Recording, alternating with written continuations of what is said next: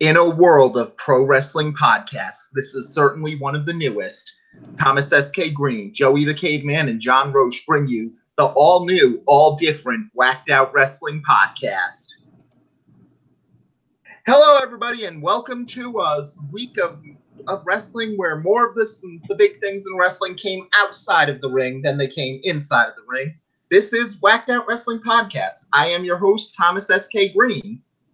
I'm Joey the Caveman Ham. What up? I'm John Roche. Yep. And this week has been pretty big on it because, as seen on this one, another wrestling promotion has gotten more of a handhold into this WWE's market as New Japan has their first video game, Fire Pro Wrestling World, released on PS4, and it's awesome. WWE counters this by turning Braun Strowman, the guy everybody wants to cheer, heel for no reason. Well, I thought when he turned heel, I was reading the rumors about Bray Wyatt and Luke Harper coming in because Rowan's injured, but it makes sense for McIntyre and Ziggler. And also, they have McIntyre talking about how phase 2 is he goes after the title, so they can leave it open for Strowman to go back to a face after everything's said and done. But I think eventually it'll lead to Roman and the Shield being strong, and we'll just have to see what happens. Yeah. Honestly, it's probably for the best if it wasn't Bray Wyatt, because of the simple fact that Bray Wyatt needs to get out of this. He was starting to do things good with the Deleters of Worlds until Matt Hardy apparently has to retire due to injuries. But they don't need to bring him back to when we're booked into a corner, just have Bray Wyatt show up and do something spooky because reasons. Booking again. Rumor is he's going to come back as a face, stay a face, and he's going to essentially have the same character, but they're just taking him off TV to refresh him. I honestly think they've booked him into a dead end, and maybe the handwriting's on the wall. Honestly, I think they dropped the ball with Bray. They should have had him either come back as Husky Harris or even have him go to his real name, Wyndham Rotunda, and have the Rotunda brothers, but at least we got the B team. Well, at the very least, just think of it this way, and this was what was explained to me beforehand, where it seemed like Husky Harris was a stupid name or Bray Wyatt was a stupid name. Do you really want a big fat dude named Windham Rotundo? If Vince McMahon came up with that name, people would think that's one of your stupidest names ever. And yet we got a guy named Curtis Axel, who's half the tag team champions. Mm-hmm. Yeah, but at least Curtis Axel sounds like a name that you could work with. If you're going to go with a name that sounds bad for stuff on TV, you have to go with a name like, say, Dolph Ziggler.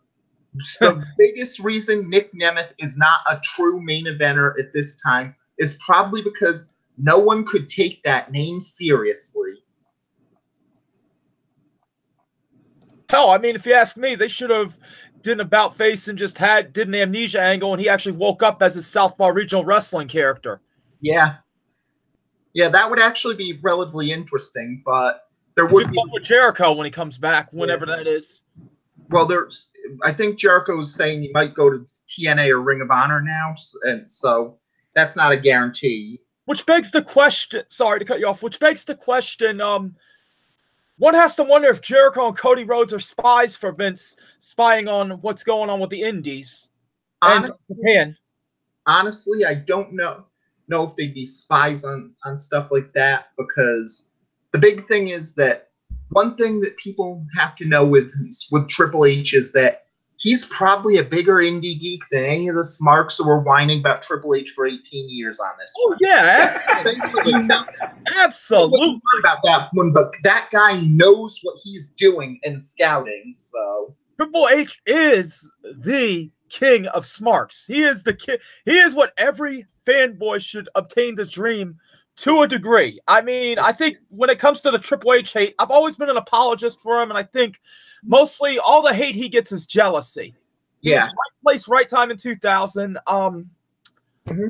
You know, I don't know what Triple H was really good in 1998 or 2000. people wanted this dude to be a main event player on this one. Yeah, I actually remember one. I think it was Judgment Day 2000. Towards the end of Scott Keith's recap of the Iron Man match between him and The Rock, I think he actually said Triple H is God. And that's Scott Keith saying this. Yeah. And that's really a good thing on it, because Triple H was in the late 90s probably the best power wrestler alive. And no one noticed that, because in the 1990s, power wrestling and brawling have always been similar. And in 1998, 1999, if you were a brawler and you weren't working hardcore, you ain't shit. Heck, it nearly killed Fit Finley's career, who we've seen in retrospect was a god at that style too, because they made him have to work hardcore. One has to wonder what Finley would have been like if he came over younger. He's almost like the equivalent of Arvydas Sabonis. Yeah. Yeah.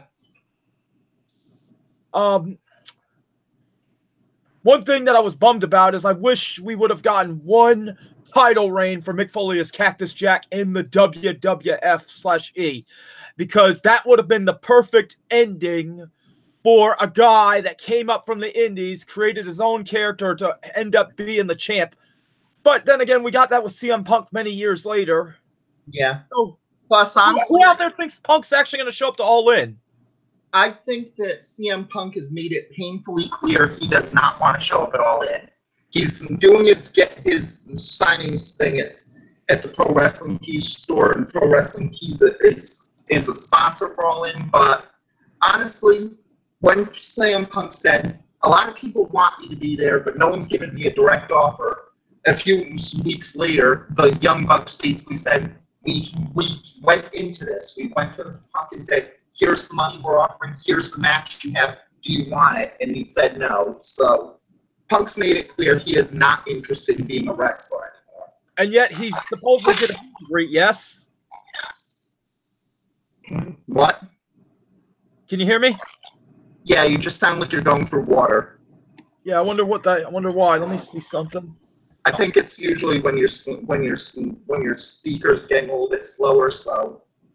Yeah, it sort of sounds like on my end, it sort of sounds like you're like Tom, it sort of sounds like your voice is kind of distorted on there. I don't know if like Joey's coming through clear, you're coming through a little distorted. I'm not sure if that's like who's coming through distorted. Yeah. I think all three of us are almost, so. Huh. Okay. Yeah, it sounds. Yeah, you were sounding distorted a second ago. Anyway, back to the conversation. Didn't Punk do a meet and greet not too long ago for All In? Meet and call? A meet and greet? Yeah, I think he's doing a meet and greet at the Pro Wrestling Tees store in Chicago this weekend, and Pro Wrestling Tees is one of the sponsors of All In, so. Well, we'll just have to see what happens. I mean, it could be a big swerve and he does something with the final match. Yeah. Personally, though, I've always thought with All In, if CM Punk shows up, they lost the bet. And the bet's kind of moved on this one because it's become clear that Ring of Honor and New Japan are going to sell out the Garden. But I thought that if CM Punk showed up at All In, that would be something that you could get an indie WrestleMania for. And it would basically be, it's CM Punk's return to the ring. But so if CM Punk was announced as that he'd be All In, that would fail the whole thing. However, I would accept it if any of these three things happened for CM Punk to show up. One, CM Punk shows up. Hello? Hello? Can you hear me? I can hear you. Can you hear me? Yeah. Two, you have. Yeah, can you go back to point number one again? We missed out on point one. Okay. The point one would be if CM Punk's in the over budget battle royal, but he has a full mask on and a full bodysuit, he goes in, he does his match, and walks out, and nobody knows the better that he was in the match. Would be funny if he was CP Monk from Chikara. Well, that goes to point 2 of this option. CM Punk is Bernard the Business Bear, who's been on the Being the Elite shows on it, and will be there. Who's been playing him on there anyway? I think they've been trying to make you believe it's Punk, but it's a few different ones. But I'm seeing that. I don't know who it is, but personally, I'm betting that he's revealed as Flip Gordon at the show. So that would make sense. Yeah. And then the third option would have been... second option. Second option would be Punk under the bear suit. What was the first one, then? Punk shows up, is full mask and full body suit. Okay, gotcha. All right. Yeah. Third option. AJ Lee wrestles it all in, and CM Punk's in the crowd. That would be stupid. Well, since they pretty much got all their women's matches on it, they're pretty much not going to go with that one. And is AJ Lee wanting to go back to wrestling? What's going on with her? According to her book, she said she had about 7 concussions and a bad back. But apparently, a lot of fans really want her to show up at Evolution, and it's said the WWE wants her to be there too. So she weighs what? Not even 100 pounds. I mean, and wrestling's a hard sport. You got to have some meat on your bones. So it would explain why she had 7 concussions, even though she only wrestled, what, like 5 years? Mm-hmm. Yep. Yeah, didn't Danielson have like multiple concussions in his first few months, though? I mean, he hid concussions from the WWE to get signed. Yeah, and that was really the problem on this one, where Danielson probably has, now that he's back, it's pretty much clear that there was a mixture of WWE thought that lesion on your head was a lot worse than it really is, and so they thought, okay, you can't wrestle. And the mixture of Danielson said in his biography he lied about concussions. Right. And if he had a concussion that made him have a seizure, yeah, you can absolutely set by WWE saying, no, you're grounded, you can't wrestle. You know, before we found out he was going to wrestle The Miz with Brie Bella in Hell in a Cell, Brie Bella, Danielson versus Miz and Maurice, I was going to think, well, Bernard the Business Bear could be Bryan Danielson under there, and then Punk would do something else, but we'll have to see. Honestly, I think that it was said when Hogan got signed back to the Hall of Fame that Daniel Bryan re-signed with WWE, so it was pretty much clear that he was going back, and the fact they haven't mentioned anything about a loser leaves town match or anything like that, and they're scheduling him for matches later, says that it's pretty clear Daniel Bryan is re-signed. What's with Brie Bella trying to copy Raven's style? Honestly, that's probably the case where I think we can agree Brie Bella wears it better, so. What? What? No, I mean, I was watching Brie Bella come out, and she's got a flannel tied to the waist. I'm thinking she's trying to ape Raven or something. I think that the person who had this flannel tied to their waist would be more like aping Buell McGillicuddy. So. Right. Yeah. Or then again, well, Danielson's from the Pacific Northwest, so, and they're all known for lumberjacks and shit. So There we go. Yeah. She's a lumberjack. She's okay. I wonder if the Indies and the WWE are actually going to one day merge. Not in the sense of it's going to be all one monopoly, but what is it like? All the UK Indies, you were telling me, Thomas, work with the WWE, and then Evolve works with them. I wonder if it's going to get to a point where they all work together, and we see guys that aren't doing much working indie cards more and more often. I mean, they got Hideo Itami going back to his Kenta name to fight Marufuji on a Noah card. That eerily reminds me of when Flash Funk went back to ECW to fight Taz as Too Cold Scorpio a long time ago. Speaking of that exact thing today, it was announced at the Evolve shows in early September, Velveteen Dream will wrestle matches for them because the Performance Center can't have nice things to themselves. I need to see some Velveteen Dream. I haven't really seen him, but he's supposedly been hyped up to hell and back. Well, basically, just think of, if you saw Tough Enough from 2011, he was Patrick Clark there, so he was already a good prospect. Now take that guy and have him decide on a gimmick and come up with Prince. Well, what was he doing in all those years before he became Velveteen Dream? Was he working the indies at all? Well, he was basically in this performance center. He tried to be a Trump supporter for a little bit. Then he tried to go from Prince to Dave Chappelle playing an imitation of Prince. Then he finally developed it into his own gimmick, and now he is the hottest prospect in NXT. Look at what happened to No Way Jose, and he's kind of petered out, no pun intended. Yeah, but that's really going to be the big question mark, because No Way Jose was never going to be a main eventer. You were not going to see Tyler Petty going up at WrestleMania, him having a conga line in Fiesta, this Colin Graves cried tears of joy that No Way Jose's boyhood dream had finally come true. He was always meant to be an opener. And No Way Jose is a very, very good opener. I'm not saying he isn't.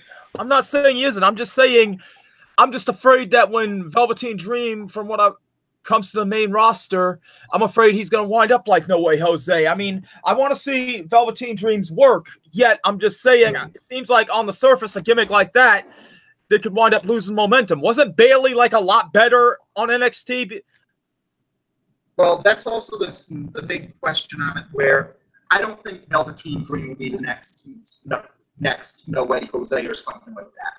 Because everybody knows his floor is Goldust most of the time. His ceiling is Goldust when Goldust Street is a main event performer.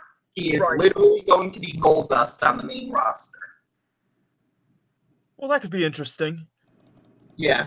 And honestly, that's not a bad thing, because Dustin Rhodes is one of the most underrated wrestlers of his time. Yes, absolutely. Yeah, he was always a great performer. And now society's marched on to the point where they're ready for a guy like Goldust 1996 to be a main eventer. We saw.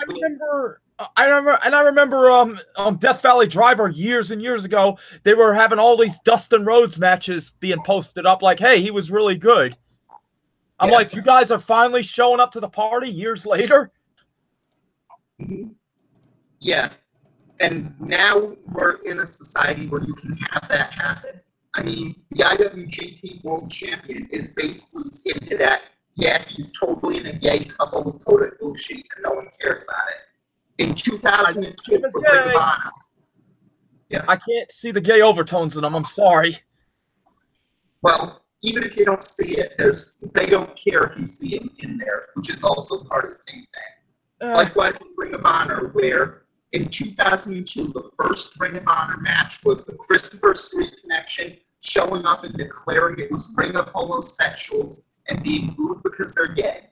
And in 2017, at Final Battle, we saw Dalton Castle, who is the most fabulous human being in wrestling. They win the big one. So they are ready for someone like Velveteen Dream to be a star in this day and age. Now I've seen some Dalton Castle. That's pretty cool. And it's funny how Tanahashi, when he came to Japan, it's funny how Hiroshi Tanahashi, who's basically the John Cena of Japan as far as parallels of careers. It's funny how he was supposedly one of the boys during a card. What? Hiroshi, I was reading somewhere, apparently, or maybe it was just a joke on Instagram or something, but Tanahashi said he wanted to be one of the boys that came out with Dalton Castle. Yeah. I don't know if it happened. I thought it happened on the show, but maybe it didn't. Yeah. Well, it's very likely when you realize how weird the New Japan wrestlers can be on it. Like for instance, the famous thing that New Japan books Cheeseburger all the time because Jushin Liger just gets a huge kick out of him. Wow, Cheeseburger made it to New Japan. Yeah. He's got to be doing opening matches because I sure as hell don't see him on TV. Pretty much he does opening matches, but he gets to do the opening matches because Jushin Liger just saw him on a U.S. jaunt, and he just couldn't get enough of the guy, so he said, book this dude. Now I'm picturing him doing Hindu squats and Hindu push-ups in the bridge in the training camp. Yeah. Nice touch. Very good. I mean, when we look back, I mean, has the ROH school really produced anybody? Who? The Ring of Honor school. Remember back in the Oh, yeah. That's really the problem on this one where, and honestly, this is why it's seeing people like Velveteen Dream in the Performance Center really fails on it, because it's been 6 years since the Performance Center debuted, and of all the stars on it, Charlotte Flair is the old, and Braun Strowman are really the biggest names that you can say they're true Performance Center talent. And it took Braun Strowman a couple years to really catch fire too. So, right. I'm not asking about the Performance Center. I'm asking about the Ring of Honor school and like all the history. Like it's been out for like 14 years, 13 or 14, 15 years. Has there ever been anyone worth a shit that came out of it? yeah.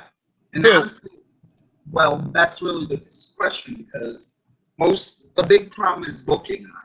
We're probably the biggest name that came out of Ring of Honor school in order to, and even got into the major national promotions, was Veda Scott.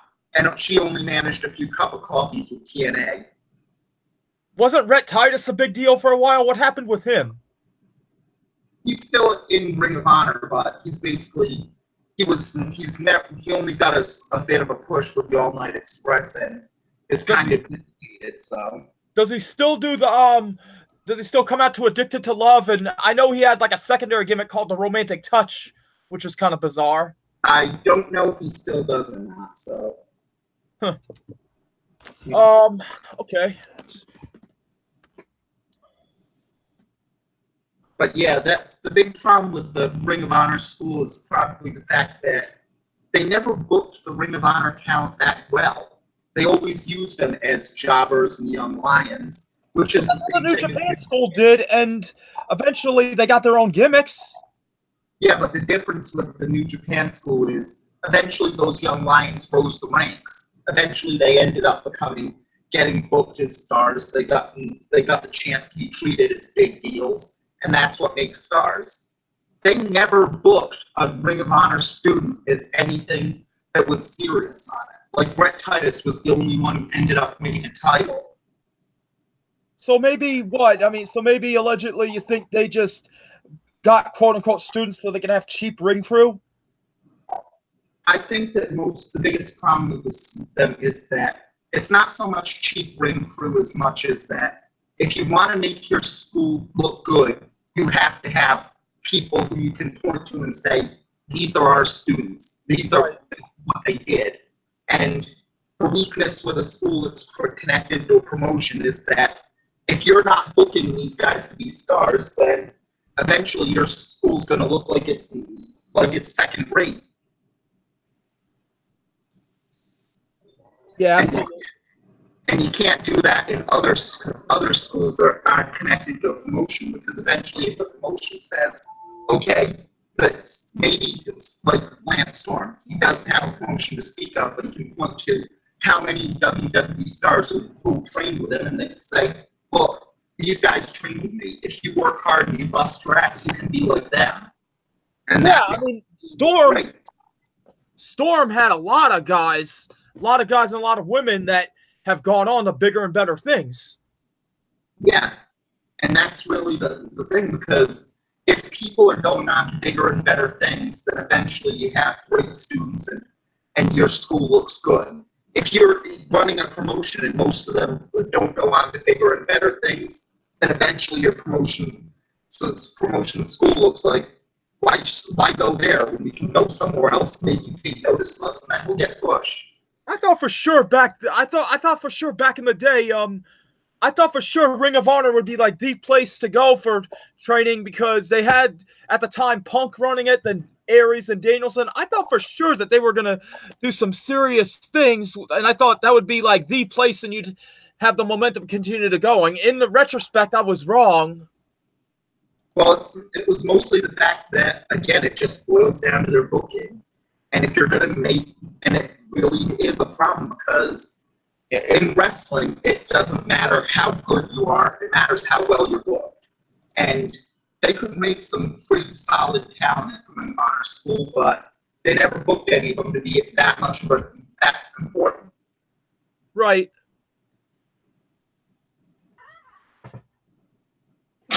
Oh, excuse me. Yeah. And that really goes to the case where when you got it, they had a lot of good talent come for that school, but again, the only Ring of Honor student who ended up winning a title was Rhett Titus. The only Ring of Honor student who ended up going national was Veda Scott. That's not a good look for that school. Chikara, though, they have made they've had a ton of success too. Chikara? Mm-hmm. I mean, Chikara's made a bunch of good wrestlers, haven't they? Oh yeah, but that's also because Quackenbush is not. It doesn't just train you to be a good student. He also is willing to say, "Okay, I'm going to give you the opportunity," and that makes your school look that much better because you don't just have a good trainer. You have a trainer who's saying, "Okay, look at all these guys who did this. Can't you do the same thing?" That's the guy who should be in charge of the ROH school. They should do a merger or something. Mm-hmm. Well, I know they seem to work together, but keep in mind that Chikara already is in bed with WWE as well. So what? Quackenbush has done some guest training stints at the Performance Center, and it's not so much that he's working with WWE, but he is very friendly.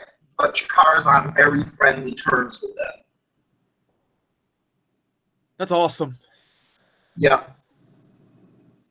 And that's really this other thing with Ring of Honor where it's as the well grows more for WWE and the ABC, the well shrinks on it to the point where with Ring of Honor now, you go to Ring of Honor if you hope to go to New Japan Pro Wrestling.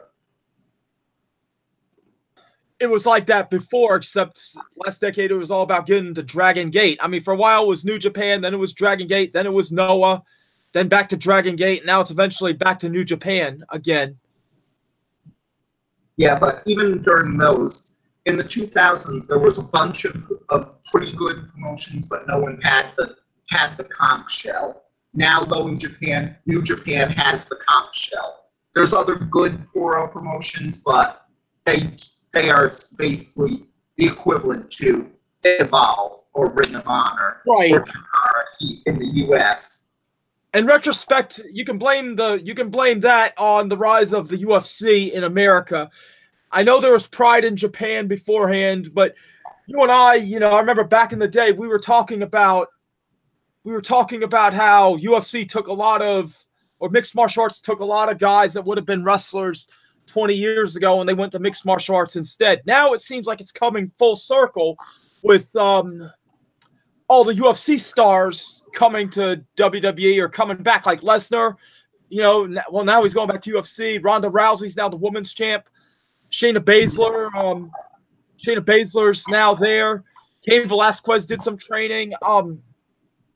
Yeah. Well, to be honest with you, you know who would be really, really good from mixed martial arts? You know who would be perfect for wrestling, even though I don't know what he's doing. He could be hopped up on too many drugs. Jason Mayhem Miller would be perfect as a pro wrestler.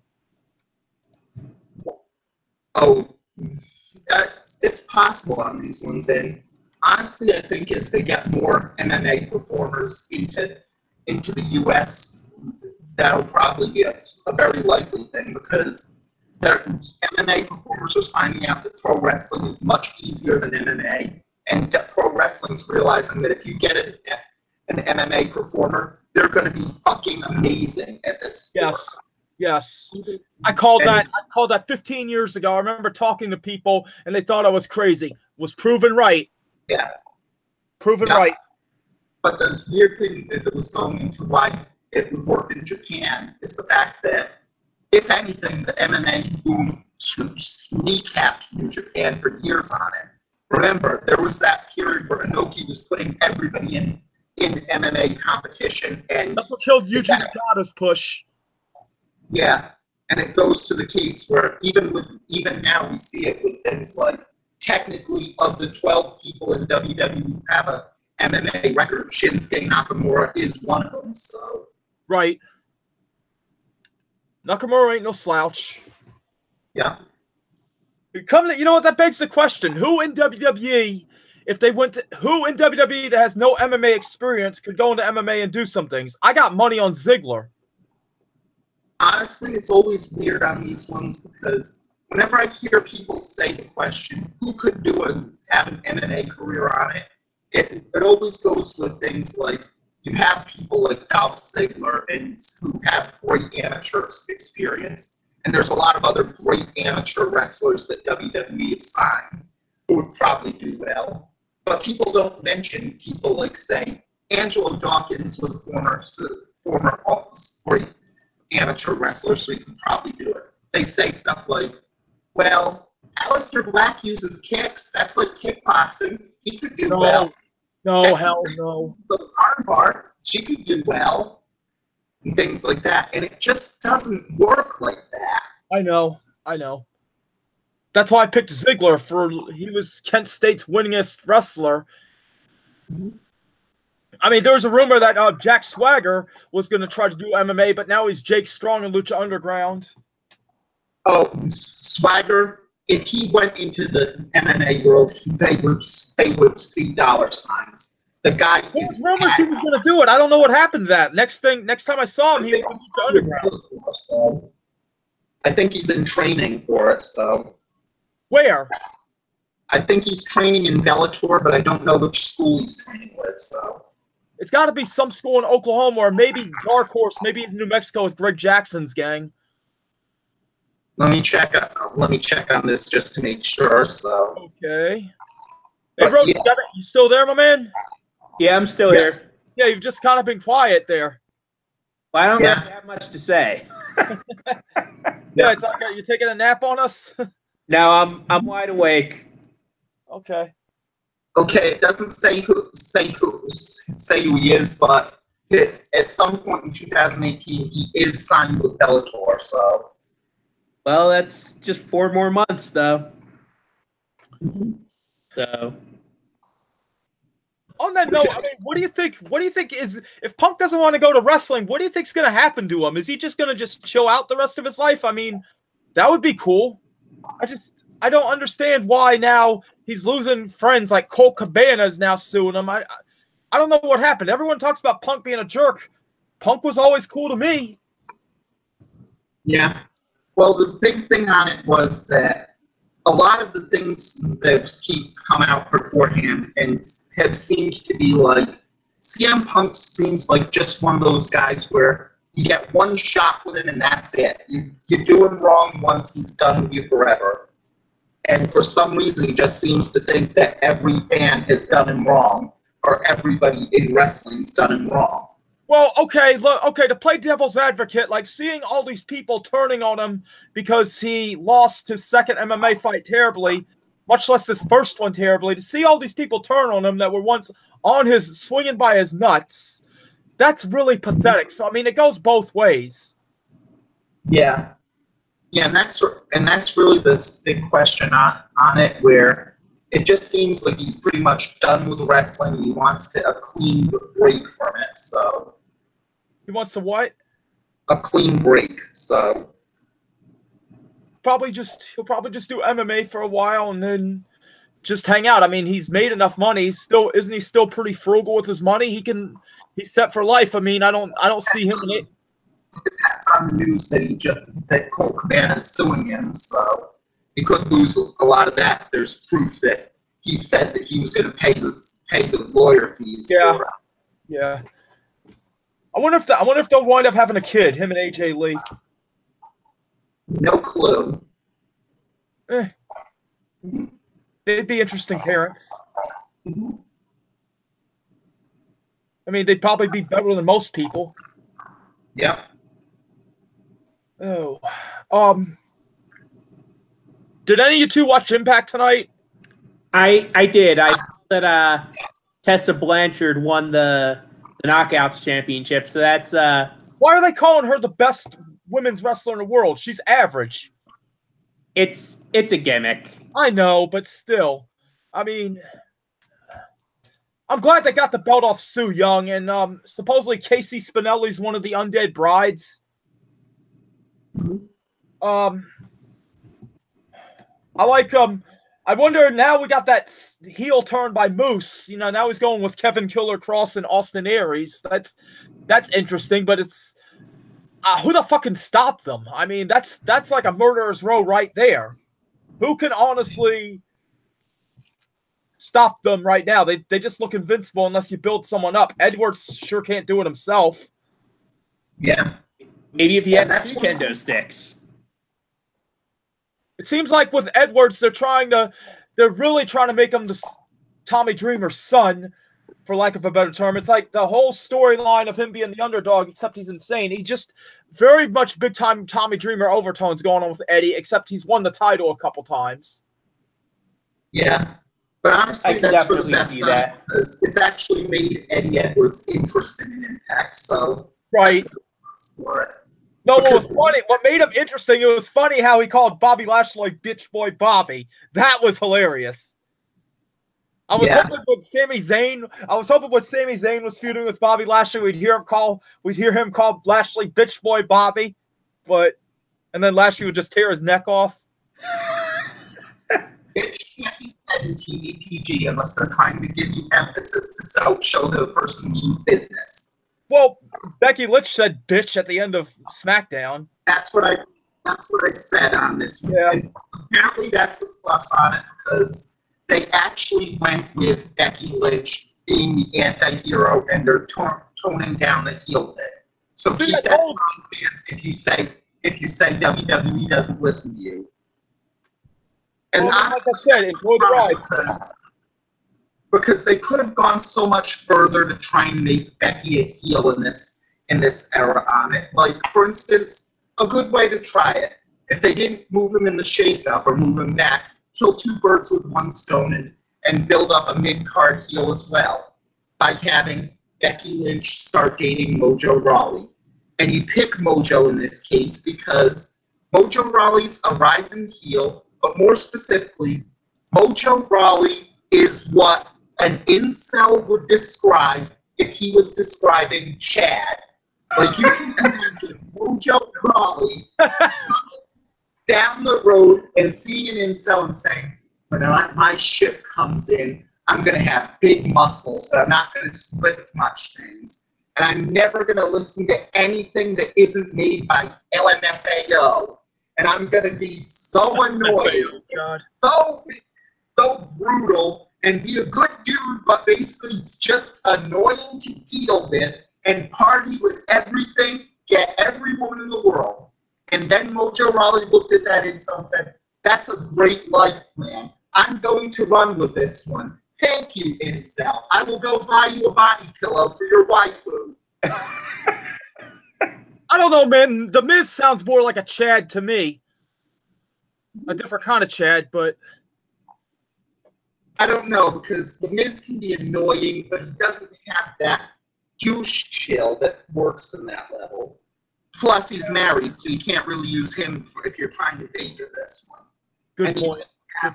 Have Becky and Mojo dating, and you have her make it clear that, yes, it's not perfect, but he's still better than any of you losers. And well then hell, let's finally turn the page and have Strowman and Bliss be an item for real and have that as a mixed tag. That would be fun. Yeah, but you basically just use something like this and get all of the fans who say, oh, she's so adorable, and hide all the things where just be a man for once in your life and say you want a boner and make them hate her guts.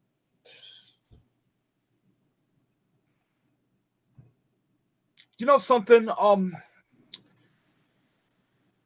you see it a lot in culture today. It's almost like people are scared to be manly. It's almost people are scared to admit they want to bone someone, and then people think that they're the worst kind of people when they do. I don't get this conditioning of people at all. Yeah. And then on the flip side of that, you got people that are naturally shy and, they're afraid of upsetting someone, and then they're turned around and said, oh, you're just trying to be the quote-unquote nice guy. There are some people that are actually legit like that, not trying to put up a front.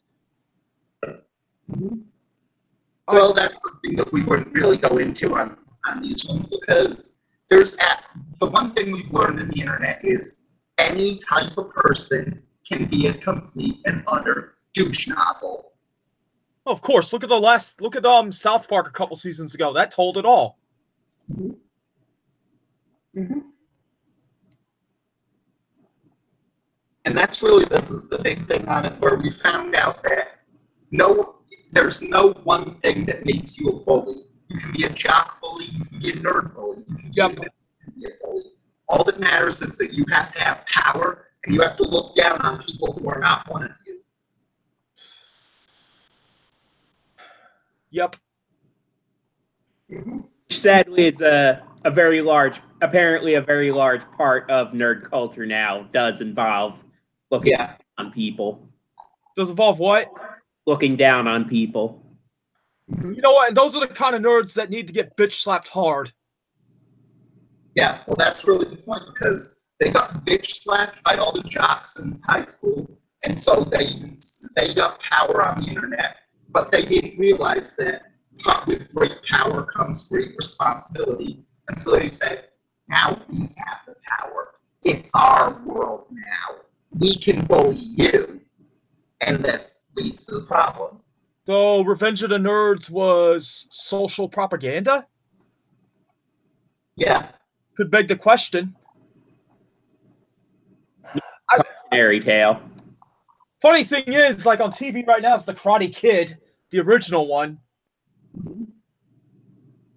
Word of advice. I mean, you cannot, if you get into reading about stuff like MRA or any of that stuff, you will never be able to see the Karate Kid the same ever again. Hell, I mean, on that mixed martial arts forum I frequent, everyone talks about how they believe Daniel-san was the bad guy, and they make a legit case. It's kind of funny.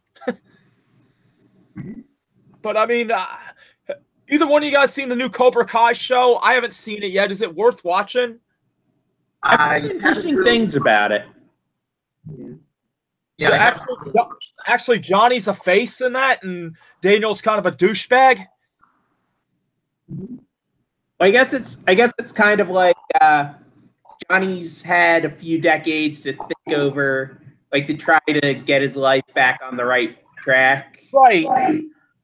Yeah, but honestly, you can see why Daniel-san had become a douchebag on this one, because the dude tried to kill him on multiple occasions in the movie, just because it would make his karate sensei a little happier. The karate sensei was perfectly fine with, okay, I worked my entire life, I made a karate studio, I'm willing to throw it all away just to get involved with my kids bullying things, even though I'm supposed to be telling my kids to use the things not to bully. And then after all of that, he gets away from that. He goes off, he goes to Japan, he has to fight for his life just to settle his old sensei's scores, and then he comes back, a real estate mogul decides, I'm going to fuck with a teen high school karate champion just because I can. Of course, Daniel-san's going to end up as a douchebag. Yeah, didn't they say in like the next Karate Kid at the beginning he joined the army? I don't know. They said either he died or joined the army, and that was why Miyagi was alone and found Hilary Swank. So does that mean she's going to show up in season 2 of Cobra Kai? Oh God, please no.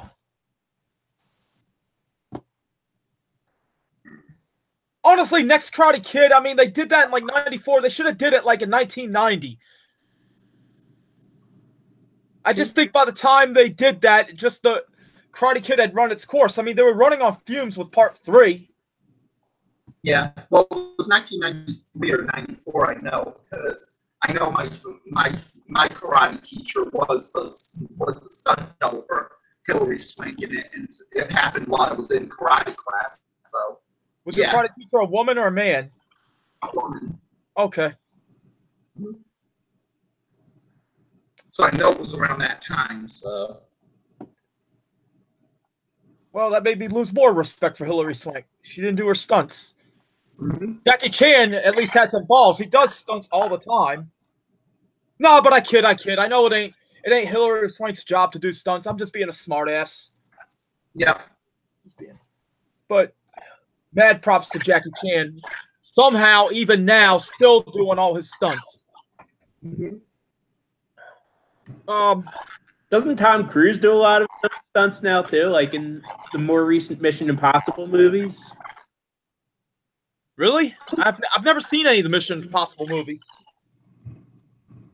I haven't really seen them either, but I've seen plenty of footage of him like in the scenes where there are like the huge explosions and shit, and he's just like flying, like he's right in the middle of it. Wow, nice. How's my voice coming out there? It sounds a little bit like underwater, but yeah, it's you guys sound like a little bit underwater too. Yeah, there are actually a few stories about him actually getting injured is as a consequence of one of the stunts in the latest one. So right. Okay, do I sound better? Go. Do I sound better? Yeah. Yeah, you sound fine on my end. Yeah, and it's weird because Roach sounds like he's going for water on my end too. So I just moved my computer up on a shelf, and now you guys sound a lot clearer. Yeah. Okay, so my bad, I guess. Oh, Mahoshi moment. Yeah. I understood that reference. No, I haven't had blonde hair in like 12 years. Or no, I'm sorry, like 17 years. Don't worry about it too, because I don't think that any of the anime fans who watch will probably have seen Tenchi Muyo, because it's, if anything, this genre of nerdy guy gets a harem has kind of died out in favor of slice of life. Everyone in this one is your harem, the viewer. So Tenchi Muyo was Three's Company as an anime. Let's just call it like it is. Mm-hmm. Tenchi Muyo was freaking Three's Company. Oh my goddess, that was a good comic and anime. Mm-hmm. They both were badass. I mean, yeah, and that's really the difference on them. Where I've seen Tenchi Muyo. I've never seen Oh My Goddess except for like the movie. I've heard good things about the series. Yeah. I highly recommend it. I got into it through the comics. Like when I was in college all these years back, a friend of mine had almost every manga of Oh My Goddess. I'd always borrow it from him. It would take me like a couple days to finish reading it, and I read every chapter and every book in the span of like two or 3 weeks. I can't remember, but I did also get into Love Hina too back then, which is awesome. Yeah. Yeah, that was more of this one closer to my college days for it, so. Right. Mm-hmm. Yeah.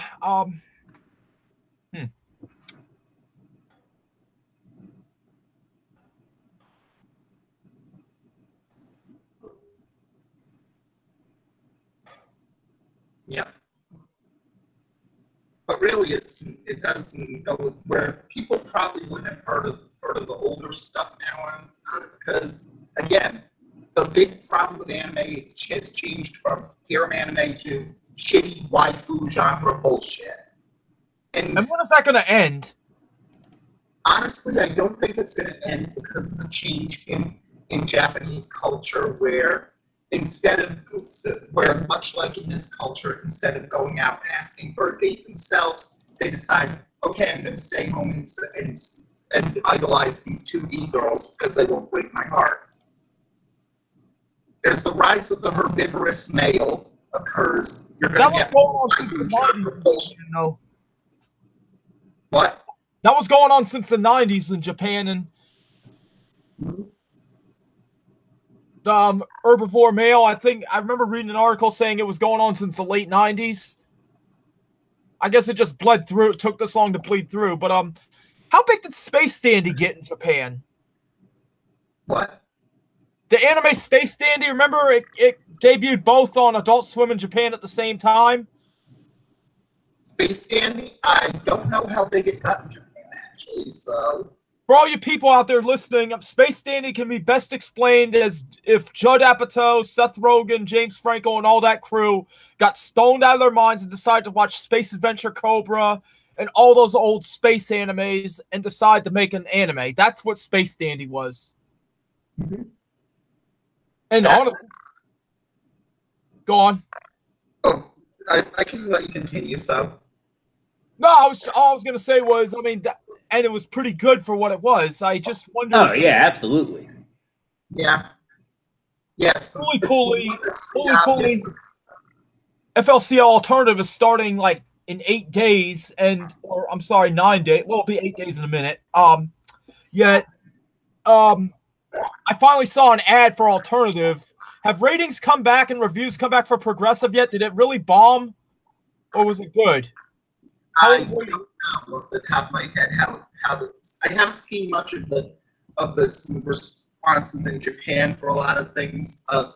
Most of the stuff you get in Japan is the responses for animes over there, and you don't see that much in America. How American and Japan simulcast do on it. So, well, what the hell is Pop Team USA? I keep seeing that advertised. What was that? Well, that was just a good sign where they're trying to find out what people in America like on this one, and clearly what they like, as seen by every Facebook post of the quote would be Marilyn Monroe. Yes. There was a manga that came out many years ago. It was like the early zeros, and it was making fun of Kogals, which are basically Valley Girls of Japan. I'm blanking on the name of it, but with what you described of that reminds me of that manga.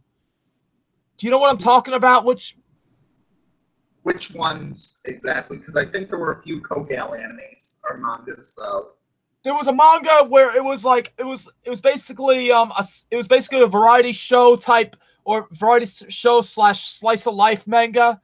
I remember it coming out like 2001, 2002. I think that might be Shortcuts or something like that. That might have been it. Yeah, that was a good one right there. So that might have been it. I'll have to look at that later, but yeah, that would make sense for it being Shortcuts. The other one I can think of that came up in America would be Super Gals, but that was more serious and took it completely straightforward. So wait a minute, Super Gals might have been Super Gals. It might have been that. It was one of those I don't two. know if it would be, because it didn't really make fun of the gals on it. It just made it straightforward, like, yeah, this is happening. This is what it is, and took it relatively seriously.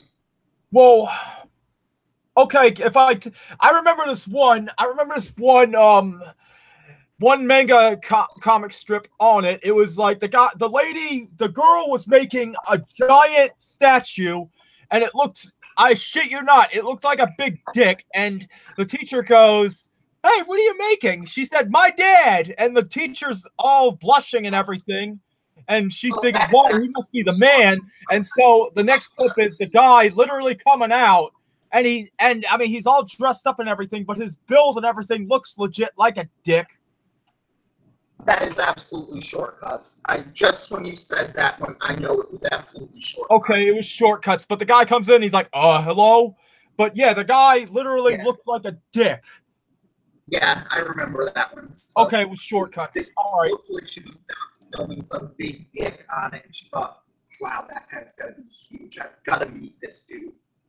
You know what one anime, I mean, I was talking about Ranma 1/2 last week, but you know what one anime more recent that I'm surprised Adult Swim has not aired, or maybe they will soon enough? Panty and Stocking.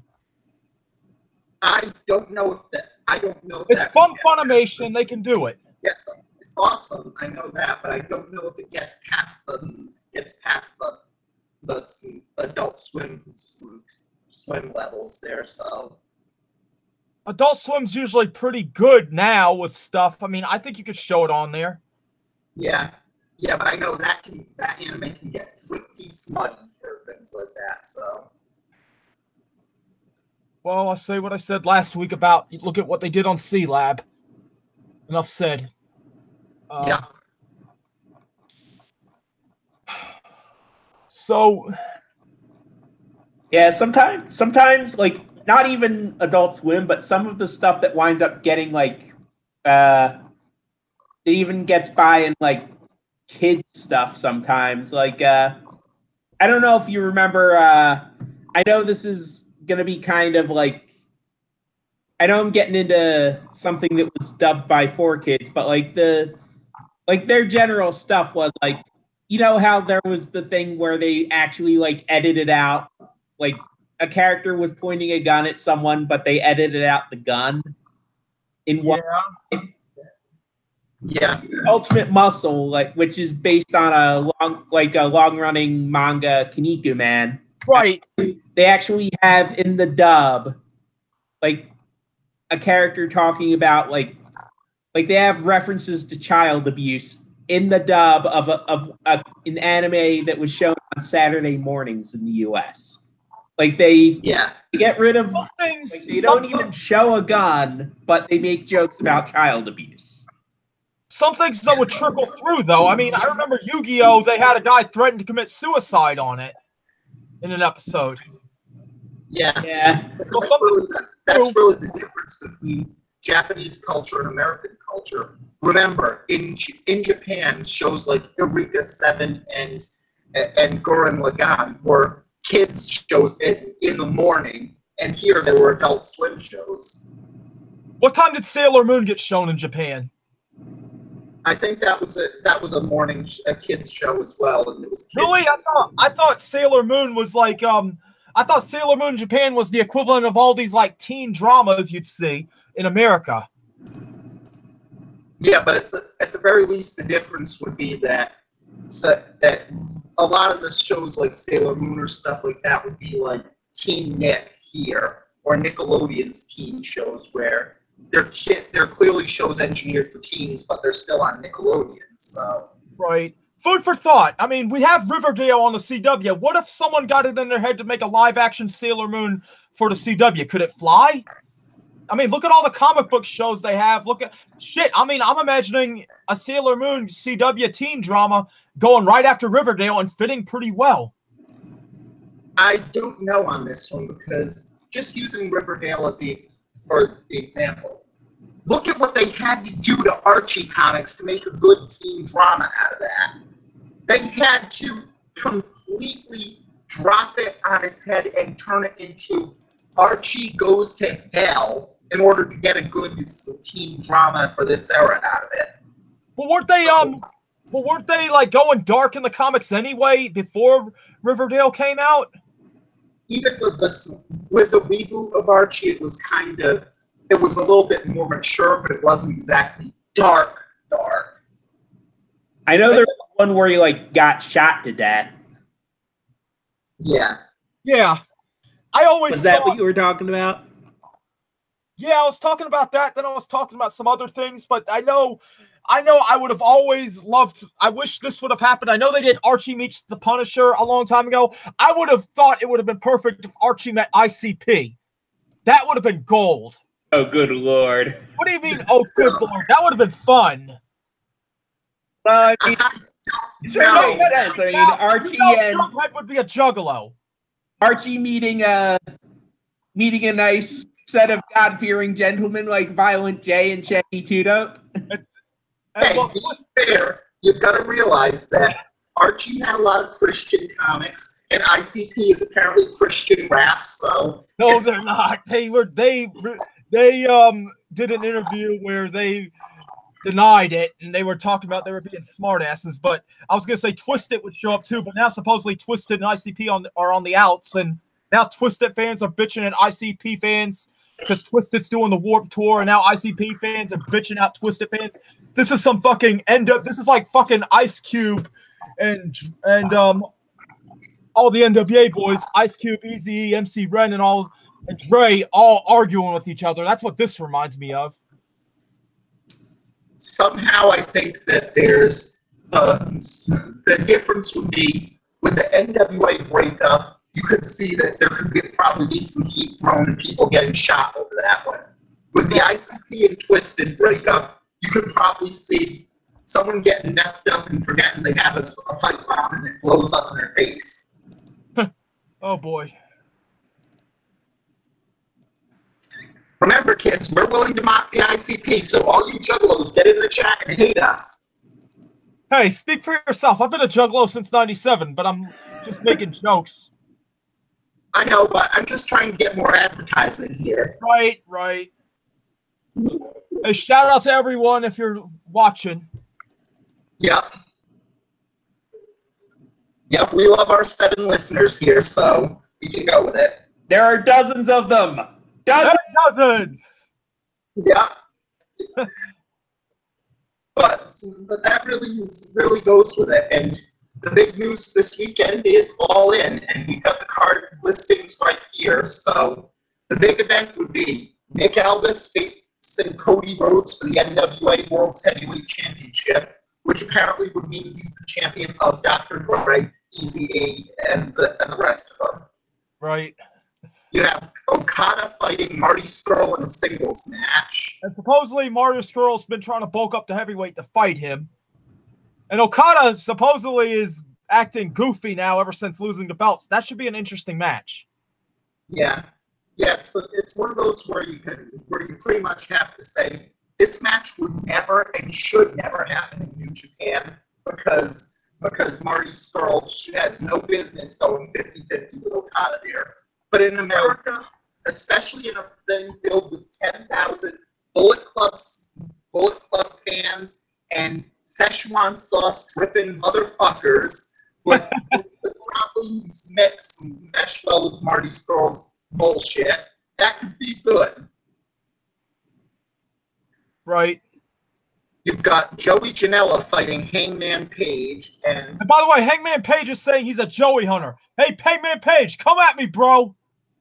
Yeah, and that's actually weird on it, where if you're going to have Janela on the card, wouldn't it be better to just say, okay, you got this battle royal, we're handing the book to Joey Janela, he's going to run it, and just go with the clusterfuck, or with whatever he wants to do. Right. You've got 6-man action with Rey Mysterio, Phoenix, and Bandito versus the Golden Elite of the Young Bucks and Kota Ibushi. Calling it now, that's going to be match of the night. Yeah. You've got Christopher Daniels facing Stephen Amell, which... Isn't Amell, like, legit good in the ring? He was not bad in his first match, but he had a lot of helps, and the difference is that Cody is good, but Amell is proven is a good example of the celebrity theory, and that's what Ronda Rousey had for most of her problems right now, where it's any person can have a good match. Like, I have no doubt that if the three of us just got a trainer, we all decided and we rehearsed it over and over again until we had it down pat, the three of us could have a 3-star match for Meltzer. And that's really what we've seen with people like Amell, where he was very good in his match, but it was one match. And it was so long that he probably has rehearsed this match with Daniels down pat, and so it will be very good, but we don't know if Mel will be legit good in the ring or not. Should be fun, though. Yeah. You've got the Briscoe brothers facing SoCal Uncensored, Kazarian, and Scorpio Sky. So you have the battle of people who don't like gay people, and also Frankie Kazarian. And that's going to be on the pre-show on WGN this week. What's going to be on the pre-show? Briscoes versus SoCal and the over-budget Battle Royal, which currently has confirmed Jordan Grace, Moose, Rocky Romero, Colt Cabana, Ethan Page, Brian Cage, Billy Gunn, Jimmy Jacobs, Marco Stun, Brandon Cutler, and Punishment Martinez. Hold up, the Ring Crew Express are back? No, which one? Marcos and Dunn, the Ring Crew Express. No, Marco Stun is his name, so. Oh, who was the first one? Who'd you say? Jordan who? Jordan Grace. Okay. Yeah. And that would be interesting on this one because the winner of this match will face Jay Lethal for the Ring of Honor World title. And if Jordan Grace has that one, it would be interesting to see a woman fighting Lethal for the title. Likewise, you've got Madison Rayne, Britt Baker, Chelsea Green, and Tessa Blanchard in the four-way match. And Madison Rayne is doing the Mae Young tournament at the same time. That's very interesting. Yeah. Yeah, and it'll also be interesting on this one where when this goes live on New Japan World next week, that match will only be the second women's match available on the New Japan World service. New Japan World is showing All In? Yeah, after it finishes up, it's going to be on New Japan World. How much is All In going to be? It's going to be 15 or so bucks on iPay-per-view on Fight TV. But if you don't get iPay-per-view, it'll be on New Japan World. That's cheap. That's a good deal. Yeah. That's a very good deal. Yeah, and it's 999 yen, which is about $8 or so bucks in the U.S. So to get it for a month to see it there. So I thought it was like 100 yen to $1. Still a good deal. That's usually the rule of thumb, but depending on how much the price goes on it, it's usually around $8.90 or $9.15. Have the Bucks talked about this being an annual event? I haven't heard anything about it being an annual event, no. Hey, Young Bucks, if you do All In 2, come to Orlando. Mm-hmm. I think if the Young Bucks did an All In Orlando, you'd just see a big dog catchers band with William Regal and Triple H wearing big fake mustaches saying, "Here, please come into this van." No, we'll have to get all the indie fans together and like mow them down. Yeah. Do a Mark and Smart stampede. I don't know. Mm-hmm. Hey, I just want good indie. I just want some good wrestling in Florida. I mean, yeah. Well, that's one of the questions. Florida it's gotten TNA still, and Impact's on the rise again. So TNA is now located. Their headquarters is in Toronto, and I haven't seen anything for this year of them coming back in Orlando. If they come back to Orlando, it's going to be next year. Okay, but they still have NXT. Right. I think they have FIP still around for WWN stuff. They have MLW. They have MLW, but MLW might have gotten its legs cut out from under them.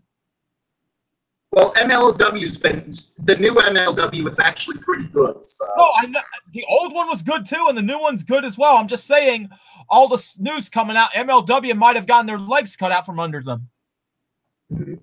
Well, I think that Wale is still an investor, so WWE may have gotten him, but it looks like they're pretty straightforward on it. They have all those. They have Kenny Omega's wrestling promotion with child molesters, so they have that. Oh, they have a one-off. I thought that was a one-off. Are they actually making a legit? Are they actually making a legit promotion? I don't know if it's going to be multiple ones, but they still do have Izzy taking choke slams. That's good wrestling, right? What? They still From this weekend on it, Izzy took a choke slam, and apparently is a champion in a wrestling promotion down there. Izzy? Yes. Who's Izzy? You remember from a couple years ago when Bayley was the champion, and there was a super fan of hers that in the crowd at NXT. Okay. That super fan was Izzy. Okay, for a second, I thought you were talking about Izzy from Special K or Insane Dragon. I'm like, he's still around?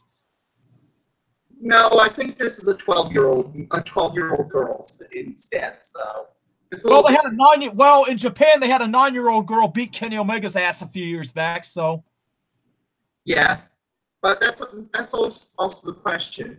And it's at least the 9-year-old girl had those ones. And again, there is the problem where her parents do send her to wrestling conventions and let people pay to hug her. And we just remind you, if you think you're giving your daughter a chance to live your dreams by taking her to hug random people on this one, you are not a good parent helping your daughter live your no, that's not. G-rated M. You are pimping your daughter out in G-rated fashion. Nothing could end well about that whole situation at all. Nothing. Come to think of it, you know what? You know what begs the question? When Bayley's run with the WWE ends and she goes on to the Indies, how much do you think she charged per hug from people? Like $10 a hug? I don't know. So, but depending on them, it probably would make some money on this one because Right. it's different than any other wrestling convention thing. So. Well, you know what it would remind me of? Like the old carnivals, like where they would have a pretty girl like charge like a couple dollars for a kiss or something. Like that. Yeah. Yeah, but I think that might be a little bit creepier on those things. So. Come to think of it, you know what one guy from Impact a few years back needs to come back? Samuel Shaw. Sam Shaw? Actually, I think he's currently a higher up and an announcer for NWA, so he hasn't really left. So he's been wrestling on the Florida indie scene, but I was on Squared Circle Reddit and people were talking about Sam Shaw and how he had that run where he was stalking Christy Hemme and they said he was a cross between Patrick Bateman and Dexter. And I'm thinking to myself, this is a good gimmick. I mean, you could do things with it. And then he just dropped off the face of the earth. I mean, why isn't Impact called him back? I think that they did call him back for a couple one-offs at TNA last year, and he does work with New Japan, with the NWA right now. So okay, because I was gonna say you could put him on Impact, you could have him on Impact stalking Allie, or being Su Young's undead husband. Yeah, like I think I heard. I'm pretty sure he's an announcer for Corgan's NWA. So. And the fact that NWA got this match at All In is proof that the NWA is coming back too. So, what channel is it going to be on? It's that this is just on All In. They haven't done the TV deal yet, but they're still right. It's sense for them to go on WGN because since Billy Corgan's a Chicago guy, or maybe they might go to TBS. Who knows? Well, Ring Warrior has WGN, so what has WGN? Ring Warriors. What time does that come on? I don't know what time it comes on, but I know that I think that it's either an old NWA promotion coming back or it's a reverb of the Paragon Pro Wrestling that was on a few years ago. So I didn't even know that Paragon Pro Wrestling was on WGN. WGN to me has become ass because they don't play. Pro Wrestling wasn't on WGN. It was on a different channel right now. Oh, okay. Yeah. All I was gonna say was WGN's become ass because look, no more Chicago Cubs games, no more Chicago Bulls games, no more Bozo the Clown. It's a shitty channel now. Yeah. Well, now it's because it's officially a channel, and you're not just getting the Chicago feed. So. Well, maybe we should get the Chicago feed. I mean. Yeah. It'd be nice. But then to finish up All In, you also had Kenny Omega, Pentagon Jr. So. But is it for the title? Is it for the New Japan title? No, the only titles on the line are the Ring of Honor World title between Lethal and the Over Budget Battle Royal winner, and Aldis versus Rhodes for the NWA title. You know what? That match I'm gonna call it now. Omega Pentagon Jr. is gonna be a draw because I don't know how you could put one over the other right now. Yeah. Yeah, and honestly, they're both it's the hottest wrestler in Japan and the hottest wrestler in Mexico. So Yeah, exactly. yeah, likewise, Triple Mania was very interesting on this one on the same. I need to thing. watch that. I need to watch that. Is it on Yeah. YouTube? It was on Twitch, so And it's still on Twitch, yes?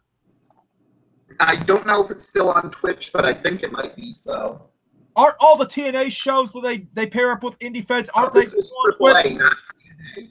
No, I know that, but I mean, all the shows Impact has done with indie shows, aren't they still on Twitch even after being live? I'll have to check that because I don't usually watch Twitch on my computer. So Okay. I know they're gonna have. I know they have exclusive original content and monthly live events on their Twitch. Exactly. What is the difference between a free account and the paid account for GFW? the free account for GFW, I don't think that the GFW account works there. So. Okay. Yeah. All right. And then check.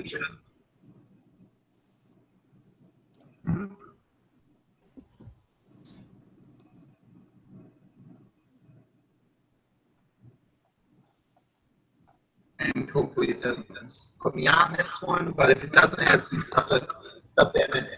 Okay, so. Okay, it looks like I'm seeing a bunch of different things here, but. Okay, then, let's see now.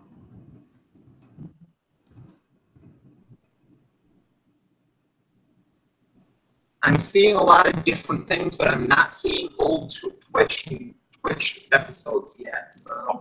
Okay. Don't worry about it. It just was a passing thought. Yeah, well, always easy to get this one, but it always works to see if it is. So. Right. Okay.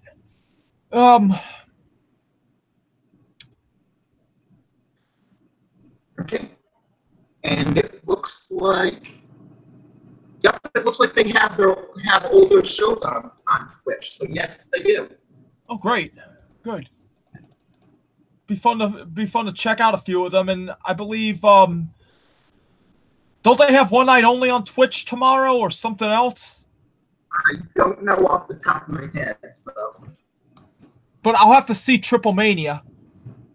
Yeah. And I'm actually looking on that one as well, so as long as I'm here, so. Yeah. Is Teddy Hart still wrestling for AAA? They have Triple Mania on Twitch still too, so. No, I'm asking, is Teddy Hart still there? Jack Evans? I think that Jack Evans left AAA about a year ago, and Teddy Hart, I think, burned his bridge a few years ago, and now Teddy Hart's an MLW. You know, Teddy Hart, that's a guy. That's a guy. Go ahead. Teddy Hart, that's a guy that should be all over the place. He just seems to self-sabotage himself all the time. Yeah. I was gonna say, like, I didn't know he even had any bridges left to build or to burn. Honestly, that's really this case where you can always see that you never go full Pillman. Teddy Hart is very good, but he went full Pillman. Yeah, Teddy Hart, I always thought was a misunderstood genius, but that's the problem with misunderstood geniuses. You can run so many people away, and they never find out what a genius they are until after you've passed on. Yeah. Why do you think that we have the all new, all different whacked out wrestling? Oh. Point well taken, my man. Point well taken. Yeah. But that's really the weird thing on it, where he could have been the greatest indie star of the 2000s if he wasn't just crazy. Again, I met Teddy back then too, and he was cool to me. I mean, seems like a lot of these guys that are considered crazy or have attitude problems, they've always been nice to me. Like Teddy Hart was nice to me, Low-Key was nice to me, Punk was nice to me as well, because I met Teddy just this year at a show, and he was really nice on it. So yeah, absolutely buy that one. So.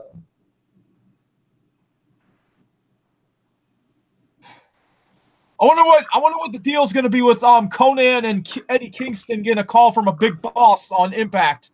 I bet that might be Alberto coming back. If it's something big for a big boss and Impact, I never know who Impact's going to bring in. But I can say if they actually go back to Alberto El Patron, Impact would deserve each other there. Is Patron and Page still knocking the boots? Oh no, they broke up about a year ago.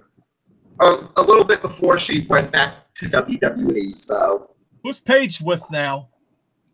I don't know off the top of my head. So, but not El Patron. So maybe she's looking at the thing where El Patron or Del Rio got released from WWE back like 2 years ago, and they didn't even wish him well in his future endeavors. So I don't know what he did to get the boot from them. He got in a fight with I believe, didn't he get in a fight with Simon Gotch? Well, a few years ago in 2014, he got in a fight with a racist asshole backstage. So that was it. That was in 2014.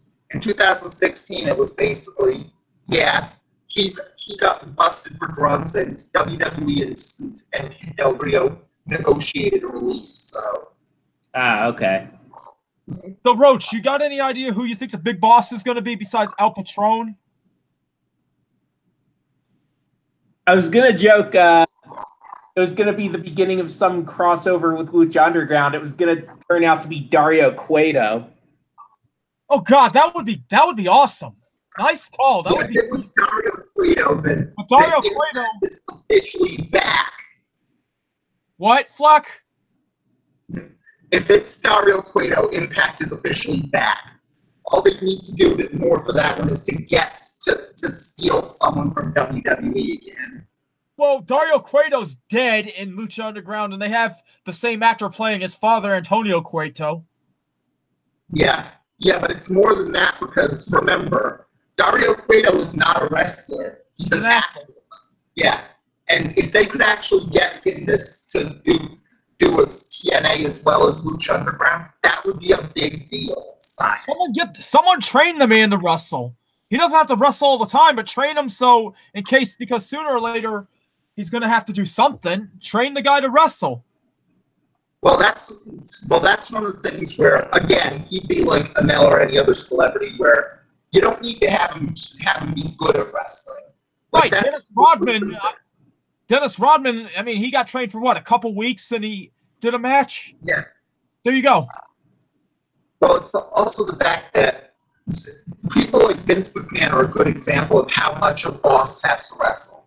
He was never a best bout machine like Kenny Omega, but he could he's finally getting taken to the woodshed match well, and that's all you need Dario Cueto to do.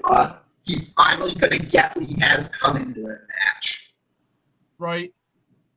And honestly, I know Del Rio, I know the guy behind Del Rio, he said in a shoot interview that he based his character based on Scarface a little bit. I mean, it would be funny if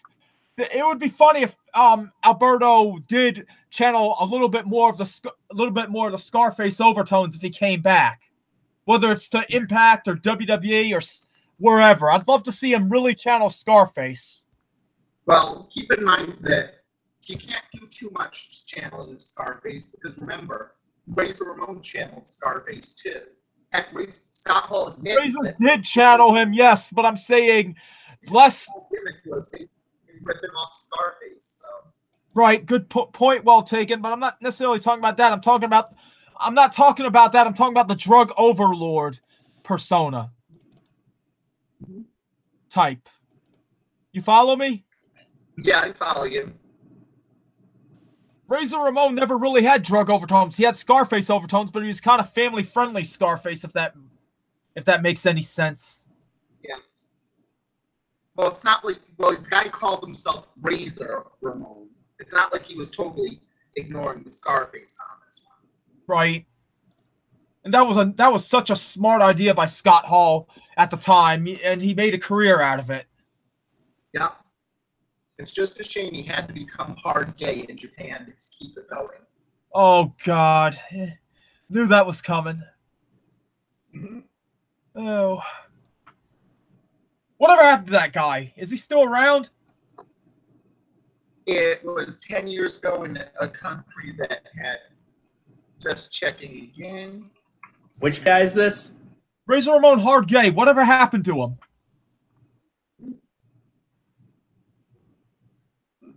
I think he might be, I'd have to check. Yeah. Wasn't he really an actor too? Or comedian? Yeah. And if I might be wrong about this, but didn't he actually do an MMA fight in Japan? Well, apparently he went to. He's still going, but completely random stuff as a random TV comedian, and apparently had a career-ending wrestling injury and fell on hard times before his TV return. Hey, Fleck, funny idea now that we're talking about Japan. Imagine if somehow Denshoku Dino got on TV around here. Yeah. Just imagine. I don't care where it would be. Just imagine him, like, whether it's Impact, Lucha Underground, WWE, or even he somehow signs with New Japan. Just imagine his shtick. How long before people take the cane and do like vaudeville, take him off the stage? Yeah. Honestly, I think it would just go with the case where I'm pretty sure that most of Denshoku Dino's gimmick would be fine for it, but most of his moves would never get over. I mean, Pimpin' Yellow Escarlata got over in Lucha Underground, so it's not like most of it couldn't go through, but the Denshoku driver, yeah, not happening. Hell, he could team up with Velveteen Dream. They'd almost from what you described Velveteen Dream as, they'd almost be perfect for each other. Yeah. The guy in Lucha Underground, Exolicious, who's he known as everywhere else? Exolicious? Yeah. What's he known as in other places? I'm not sure.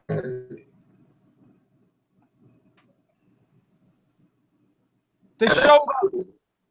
Yeah, that's one of the weaknesses with some lucha stores where you never get a guaranteed one because that's former Lucha Libre. So I'll look it up. I'm looking it up right now. So okay, very well. X-Delicious. Sonny Kiss. Sonny Kiss is. I'm reading Pro Wrestling Wikia. He's apparently known as Sonny Kiss. Mm-hmm. Huh. Okay. Mm-hmm. He attended a performing arts school where he studied dance. That explains a lot. Yeah. That explains a hell of a lot. Since 2017, Kiss has been in a relationship with fellow independent wrestler Killian McMurphy. Okay. What one? What? What did you say? No, on Wikipedia, on the Pro Wrestling Wikipedia, they said he's been in a relationship with some guy named Killian McMurphy, and I said, okay.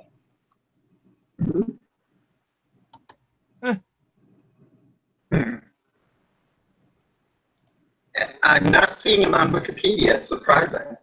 No, it was on. I googled it, and it was like on prowrestling.wiki.com, like the pro wrestling version of Wikipedia. Yeah. Supposedly he wrestles out in Jersey. Mm-hmm. Kind of surprised tonight on Impact we didn't see Fallah Bahh and KM. Yeah. I was hoping to see those guys. but we've seen the Desi Hit Squad get beat. We've seen. Hey, who is that guy Bobo that's been with Scarlett Bordeaux? Who's that guy Bobo? Bobo? No clue. He's some balding dude that looks like Chris Chan a little bit. I know it's not Chris Chan, but he looks like him sort of. He's basically hanging out with Scarlett Bordeaux. Who's basically playing your typical seductress.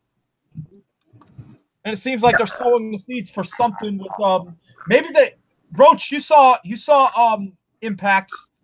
Yeah, I saw the segment with Scarlett Bordeaux, Grado, and Katarina. I wonder if Katarina's going to go back to be a winter because of that. Again? What? Are you two going to start hot shaming again? That's a phony thing invented by her. Mm-hmm. Yes. Well, we got to make sure this is not a hot shaming show. So I'm not shaming anyone. I have no shame. I have plenty of shame, but I keep it to myself. Well, what did the girl do before she was a wrestler? She was supposedly a Vegas showgirl delivering beer to people. Why am I picturing her getting on with Patrick fucking Bateman? She would get it on with Patrick Bateman, and Bateman would put on Phil Collins, and then we'd have a grand old time. I thought it was Huey Lewis in the News. No, he listened to Phil Collins too. Ah, okay. Both. Yeah, he really got into the style of their later albums. So. No, I wonder if Katarina's going to go back to be a winter. I wonder if they're hinting at that. I'm pretty sure that it wouldn't be, because what would you use winter for in the modern time? I mean, for someone who's got the gimmick of time-traveling lesbian vampire, who apparently drugged someone into loving her, there's not much you can do with her in this current Impact climate. Rival seductress to Scarlett Bordeaux. Next question. Why would a 10 have to deal with a 5's opinion? You're going to call Katarina a 5. I'm just doing kayfabe here, so. Katarina is not a 5, my friend. And Bordeaux's not a 10 either. Rosemary Courtney Rush is a 10. Yes, we know these ones, but you gotta this is the problem being too deadpan in my humor sometimes. Yeah.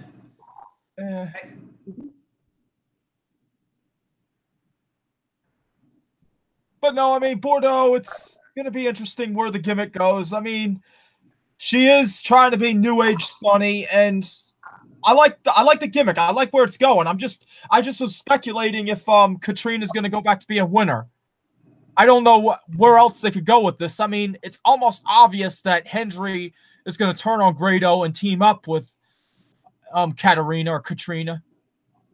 Well, I don't know on Hendry. It could be viable, but at the same time, Hendry and Grado are both kindred spirits on guys who are just hilarious in England, but somehow lose all of it in America.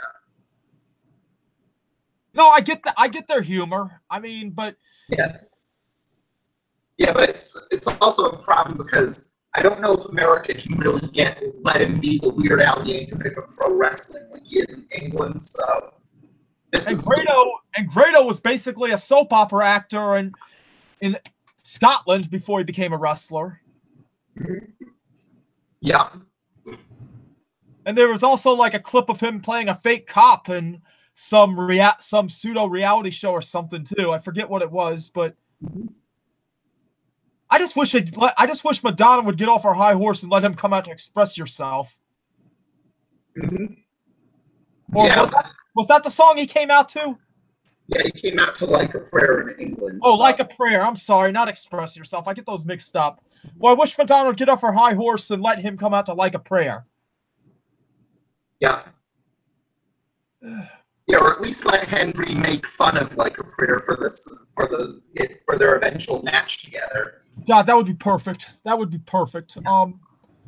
Shit, I mean, I would not bitch if one day we had a tag title match between KM and Fallah Bahh versus Grado and Hendry. That would be fun. Mm-hmm. Yeah. And that would be interesting on it because make wrestling fun again right there. Yeah. And that's really the big plus that Impact has, where they're willing to at least have some fun gimmicks. Like, that's really the problem with most of WWE, where there's not that much humor going on in these cases. R-Truth and Carmella. Yeah. Well, R-Truth versus Carmella will be the greatest WrestleMania match of all time, so. I thought, hold up. I thought Triple H versus the Ultimate Warrior was. Huh?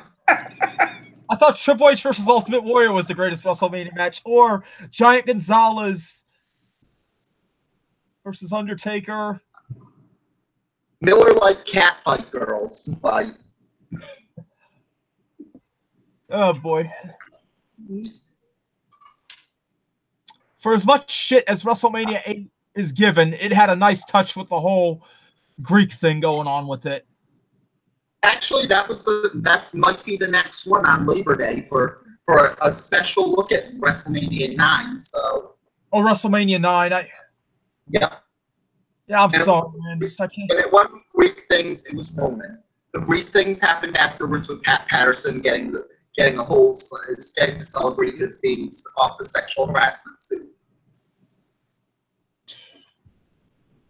I wish Nails would do a shoot. Mm-hmm. I'd love to hear Kevin Wachola / Nails do a shoot interview. I mean that would. Why can't RF give him a call? I mean, he'd probably get a lot of money for it because he was known as the guy that was choking out Vince, and he was also known as the guy that screwed up the that basically saved Vince's ass in jail, basically saying I hate Vince's guts, and that supposedly was the thing that caused Vince to walk away in '93. Yeah, and that's actually interesting. Heck, it's surprising that the WWE Network wouldn't give him a chance on those ones, because they'll do anything else on this one for ratings. Why not just put a shoot with Nails on and go into that? I don't know if that's why I'm saying I don't know if WWE would do it. I mean, because of the history with him and Vince. But then again, the one thing you've got to realize with WWE that we've seen is they'll work with anybody if they think they can make some money out of it. Remember, they worked with Bischoff. Sable made a $100 million sexual harassment lawsuit. They brought her back. They brought back so many people that would never work for them again. They'll work with anybody if there's some money in it.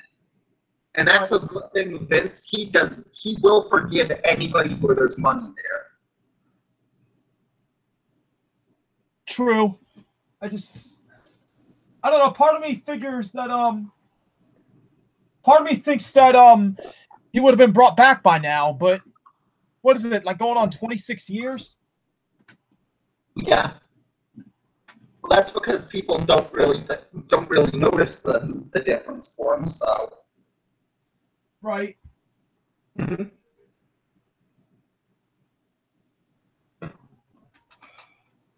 Mm-hmm.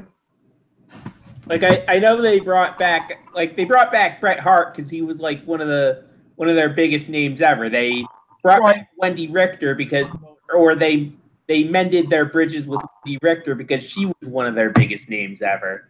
What does Wendy Richter look like now? She looks like somebody's mom. Not bad, not a bad thing at all, but like does she look like Stifler's mom now? A little bit, actually. Okay, let's go look.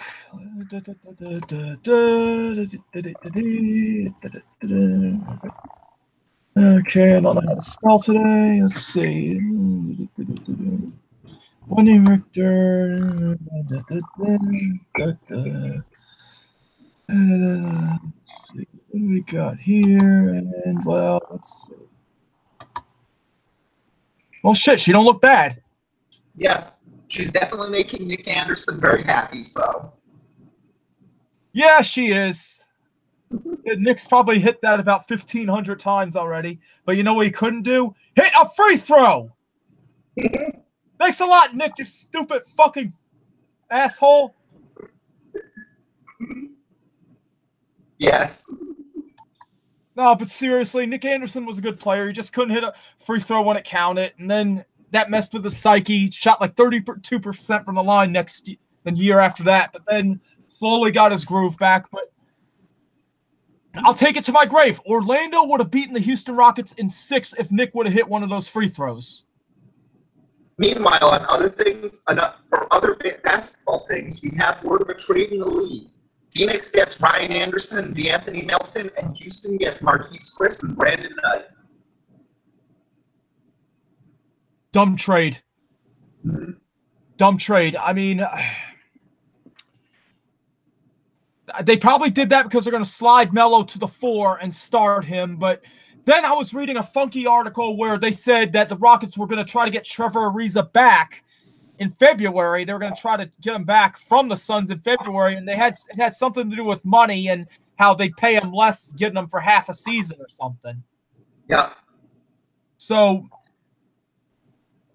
yeah, Ariza might wind up back in Houston before the trade deadline. Yeah. Well, that would work on it because Houston needs some people who can play roles, but they don't have the super team on it, and Melo's just not a super team player anymore. So Melo needs to swallow his pride and be a 6th man, or else he's going to wind up like AI, retiring way too soon because he was forced out of the league. His ego is going to get the best of him. Well, I don't know, because Melo seems like the type of player who China would love to have. Because you can see a lot of the same things with Stephon Marbury. Yeah.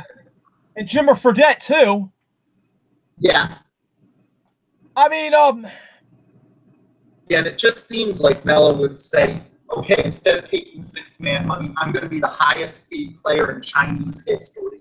Hey, Fleck, or Thomas, did you happen to see Amari Stoudemire in the Big 3 this year? I think someone should take a flyer out on him and invite him to training camp. Amari's in training camp? No, I'm saying Amari Stoudemire looks terrific, and he was saying he was in the best shape of his life during the Big 3 season. I think someone should I think someone should invite I'm not saying he should make a roster, but there's 3 guys I want to see, 2 from the Big 3 and 1 from the Drew League. I want to see get invites to some team's training camp. I want to see Amari Stoudemire get invited. I want to see Mahmoud Abdul-Rauf get invited. And I want to see that guy Sessions from the Drew League get invited. Yeah. Personally, I've always thought that one of the coolest things on it is if you have a team that's going nowhere, like the Kings or Suns right now, why not just do something really, really ballsy and say, okay, we're going to invite the Big 3 champions and the winners of the basketball tournament to training camp and see if any of them can make the team. Mahmoud Abdul-Rauf's like 49, but I swear, watching him on the Big 3, he's gotten better somehow. He's gotten better. Everyone's trying to hype him as he was Steph Curry before Steph Curry. I don't think that's true, but the guy somehow has become he was a decent shooter when he was in the NBA, but I look at him now and I'm like, okay, he's old, but you're telling me you couldn't give him 10 to 15 minutes a night and him being productive? I think you could. As a 10th or 11th man and just a shooter off the bench, it could be viable on it because he'd have that one. And the biggest scandal he had, now every player is on the side of the people kneeling before the game, and Mahmoud Abdul-Rauf was kneeling before kneeling was cool. So exactly. And see, last week when we had that pregnant pause about Donald Trump, he's made too many mistakes. That's one of the main ones. Him trying to, get in the NFL's business and saying they shouldn't be allowed to kneel. I think that was one of the stupidest. I think that was one of the stupidest things he could have did. Yes, because Trump needs to realize on it that when the players kneel, they're saying "suck it." They're saying "suck that, bitch." Trump needs to get over himself. I mean, he needs to get over himself about the NFL. He needs to get over himself about LeBron James. I mean, it's just ridiculous. Yeah. And the worst part of it is that he basically turned the kneeling into a Trump thing himself. Right, right. Trump, it was about Black Lives Matter. And so, right. And, oh, it's about me. It's about me. Screw you. You don't know what they're kneeling for, and that's why they're kneeling. And something that they don't say, because it doesn't quote unquote fit the narrative, is Kaepernick met up with an ex-military vet, and the ex-military vet was the one that suggested for him to take a knee. Mm-hmm. Yeah. Absolutely. What? I said absolutely. That Nobody is mentions that. I just wonder why. And because it doesn't go with the narrative that they want you to have, so. Yeah, I just not meaning to hijack it on politics again. That just came up. No problem. Rails, where we're going, we don't need rails, so. True that. Mm-hmm. Speaking of, I mean, I have to bring this up. We don't have to spend more than 2 minutes on it, but the Jacksonville thing, that I don't know what to say about something like that. It's 1994. 1994. I was in a video game tournament. Do you guys remember the Blockbuster video game tournament? Yeah. I won the store title, and I went to the second tournament, which I think was the state title or something. And I remember I lost in the second round to a guy, and I acted like a dick. I didn't shake the guy's hand. I mean, guy's name was Eric. Hey, if somehow he is listening to this, Eric, I was a dick back then. I apologize. You know, it was fun times. It's all good, but see, I mean, I would have, but the point I'm trying to make is I never once would have thought it would have gone through my head to go back to the fucking event and take a gun and shoot people like this asshole did. Mm-hmm. I mean, this story bothers me a lot. This story has bothered me a lot the whole week since it's been done. I mean, I don't know what it is, but I just can't believe that someone would be this insane to shoot someone down over a goddamn video game tournament.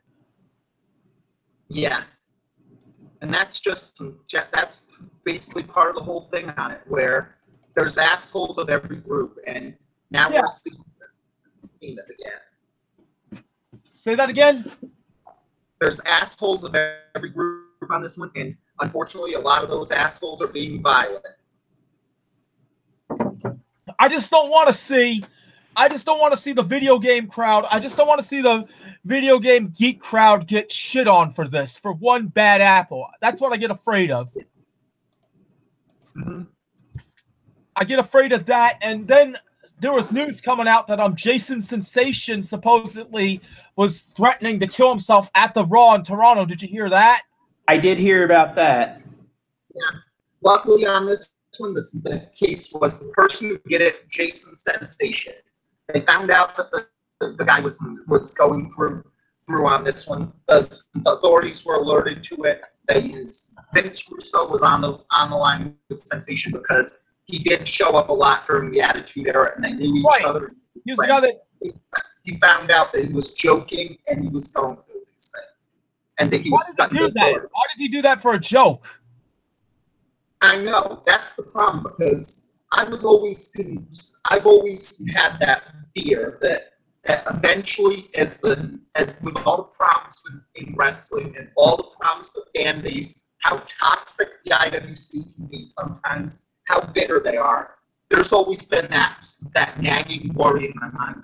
Holy shit, one day this is going to happen at a WWE event. And even different fans have run in trying to interfere on the shows. Are you insinuating that we might see a fan actually go further than that?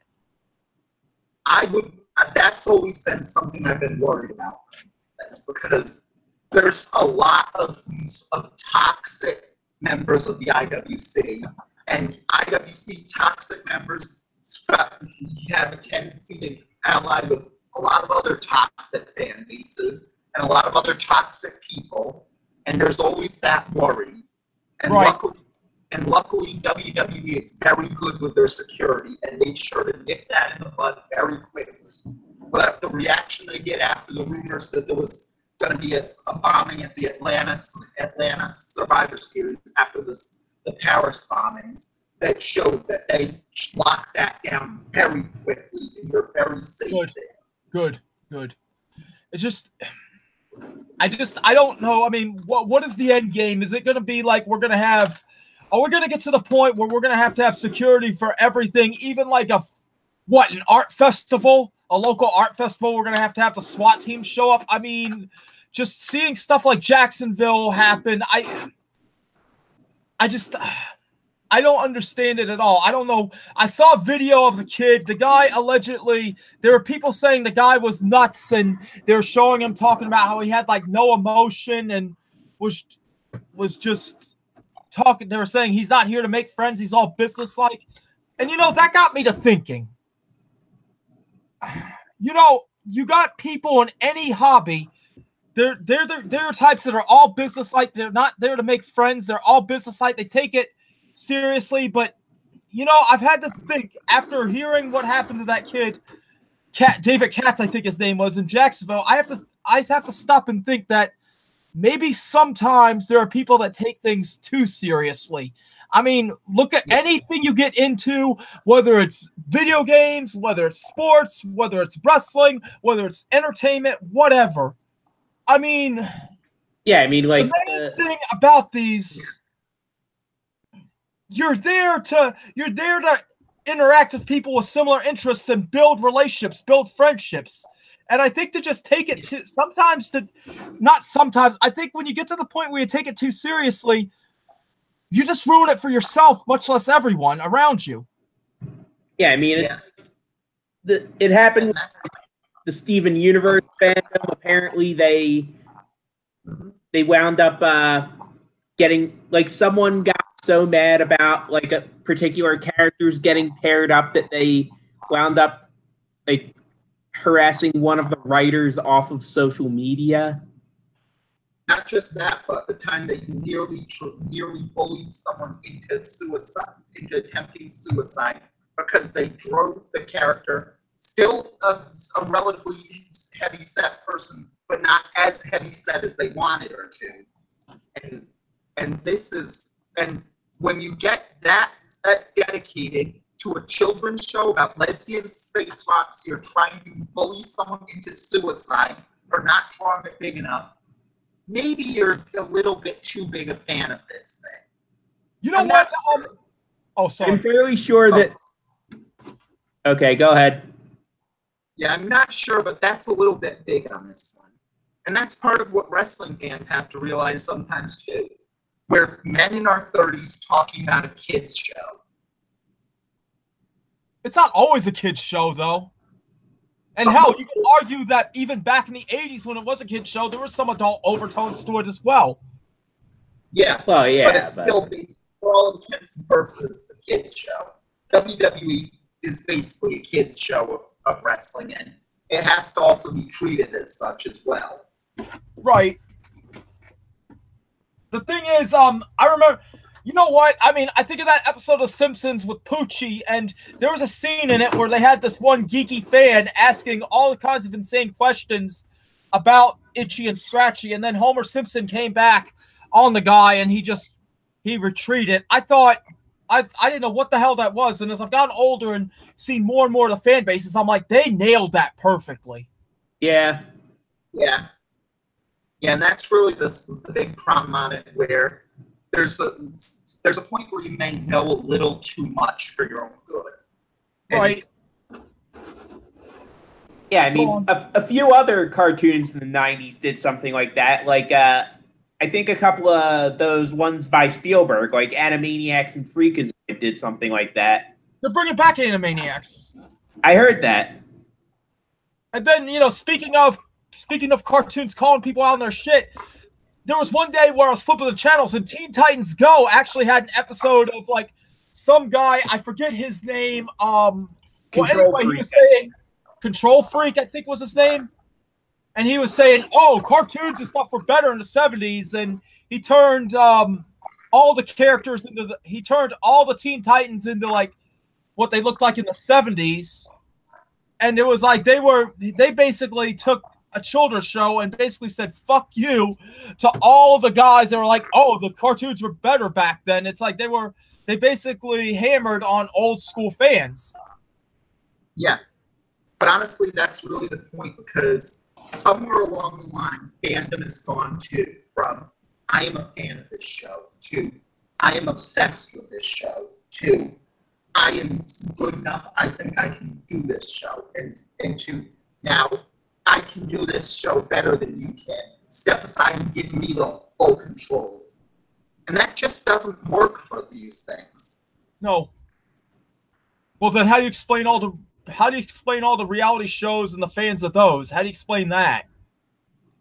Honestly, the fans of those,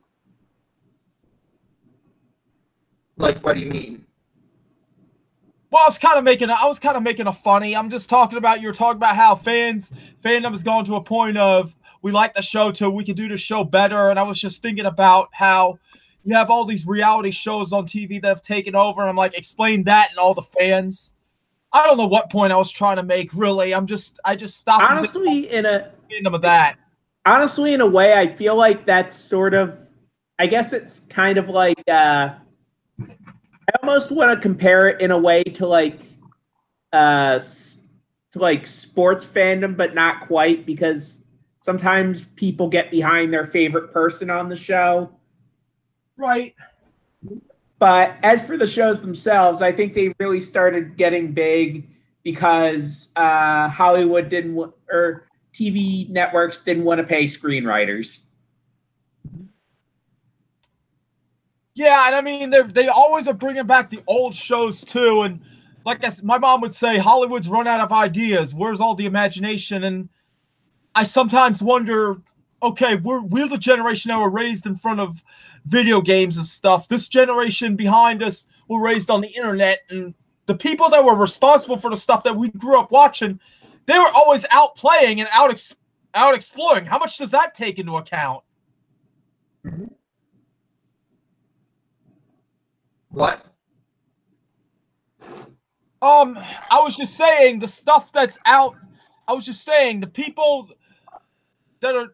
My mom was talking about how they're coming back with remakes and stuff, and they don't have any original ideas anymore. And I was just thinking about how we grew up playing video games. The generation that are our younger brothers and sisters grew up on the internet, but all the stuff that we grew up on, the people that were making that, they were growing up exploring and going outside all the time. How much does that account for it?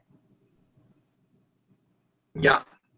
Well, that's also the big problem on it, because a lot of this is that we're the generation that wasn't told we had to put away our toys. And right.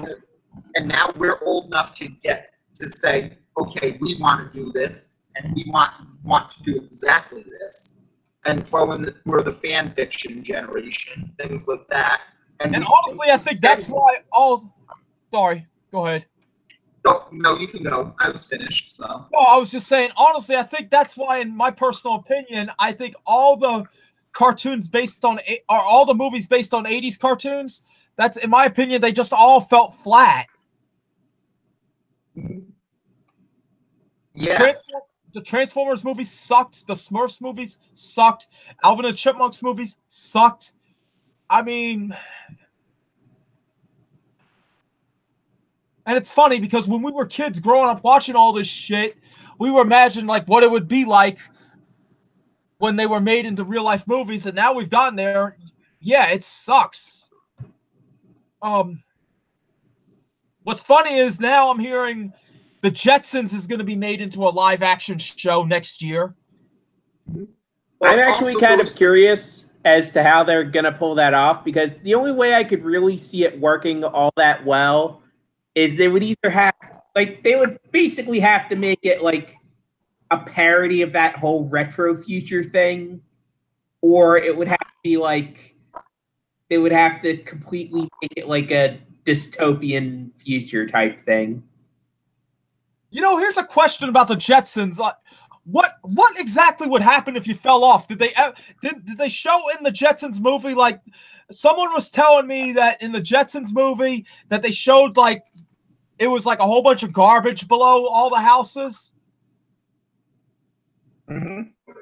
Do you guys? Well, yeah, they showed the case where the Jetsons went above the clouds and lived through that, and all their garbage and all their pollution, it went underneath, and it's rendered everybody who wasn't able to back to the Stone Age, and that's why the Flintstones were there. So wait, you're telling me it was like the Flintstones, it was like the Stone Age down there? Did they go into the movies? Didn't like the kids like fall off and find the ground or something? No, it's mostly like the Flintstones. You have the Jetsons. They polluted the world. They completely destroyed it. So all the rich and middle class people took everything of value and went up into the sky, and that led to the rest of the people who were below having nothing. So they were basically reverted back to the Stone Age. Okay, so did they show in a cartoon like any of them, you know, falling off and going to the real ground? I don't know, honestly. So I'm just saying what the theory was. So okay, I swear someone was saying something about the kids or even the whole family somehow fell off, or they went to the ground and something happened. I swear I remember hearing something like that, but I'll have to research it. Side note too. Okay, Dusty Rhodes, The American Dream. This is two questions about Dusty Rhodes. Can you guys help me with this? Number one, was Dusty Rhodes ever body slammed in a match? Dusty Rhodes ever match? No. Was Dusty Rhodes ever body slammed in a match? Body slammed? Yes. I don't think Dusty Rhodes was ever in a you can't body slam an angle, so. No, I know that, but I'm just saying all the Dusty Rhodes matches I've seen, unless I'm missing something, I don't remember him ever getting body slammed. Yeah. Go ahead. I'm not really sure on that one, because with Dusty Rhodes, it was always the case where he was always in the NWA for the most part. So the NWA was more the technical promotion there. So they didn't have a lot of guys who were body slamming everybody. And did Dusty Rhodes versus Playboy Buddy Rose ever happen? I'm not sure about that. I know I did watch Yuji Nagata versus Minoru Suzuki. That was a fun match. Mm-hmm. That was a very fun match. I sat down and watched that over last weekend. But yeah, Jetsons Meet the Flintstones. That's a very underrated movie. Yeah, I'd even say Jetsons the movie is pretty underrated too. Yeah, I did. I don't think I remember Jetsons the movie as much as I did Jetsons Meet the Flintstones. So. Well, the fun fact about Jetsons the movie, the funny thing is both the actors for George and Jane died, and they replaced them. And then the voice actor that did Judy Jetson was actually still alive, but for some reason, she's still alive, but for some reason they replaced her with Tiffany, you know, who did I think We're Alone Now 3 years later. Yeah. Only 3 years before. I'm sorry. She did I think We're Alone Now in 87. Jetsons movie came out in 1990. I have no idea why they did that except for, oh, she was popular, but I think she was falling from grace in 1990. I don't know. Yeah, well, that's because of the fact that, again, she was just popular on this one, and so they needed someone who would get the kids in more than the original. And how the hell is Judy Jetson a teenager and having fucking white hair? Well, she probably dyed her hair at Hot Topic. What hair can be done there? That was always a mind fuck for me. And I mean, when I was a little kid watching it, I was always confused. I'm like, wait a minute.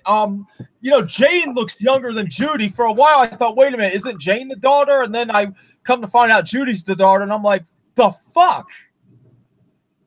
Yeah, but I think they just needed that one because of the fact that every so often when you have something like this, you just need to have something to get into it. And even if they knew that Jane and George were going to die on that one, and they don't replace them, they just needed someone who'd be more surefire on this one. Like you have Corey Feldman as the voice of Donatello to try and get people into it, or instead of having Judy Jetson be played by someone who's older, you have her played by one of the biggest pop stars of the time with stuff like this. Right.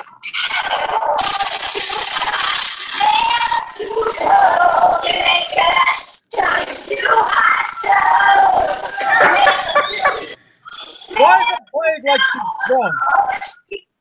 What?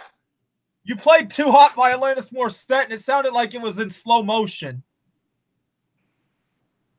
Yeah, I think it went slow there, so... Yeah, I noticed that too. But no, I mean, yeah, you know what? And the crazy thing about that is, if that song was released today, it would be popular. It would be huge. I hate to say it, but I mean, just imagine like Cardi B or Ariana Grande releasing that. It would be huge. It'd be a #1 hit. And the funny thing is, Morissette in interviews now looks back at her bubblegum years and she laughs about them. Before she denied them. Now she just laughs at them. Yeah. You were talking about the Jetsons movie, and interesting to the wrestling related discussion. Like last year, there was that Jetsons and WWE thing. That was like the first new Jetsons production since the Jetsons movie. How was that? I mean, I never saw it. Was it good? Was it shitty? I saw them and they weren't great, but they weren't bad. So yeah, they could have been a lot worse. So right. All I know is it's a damn shame what happened to Elroy Jetson when he grew up. Mm-hmm. Yeah. Hey, Elroy Jetson had some luck on it. 4 titles in WWE and winning. No, I wasn't talking about that. I was talking about what happened to him when he moved to Quahog.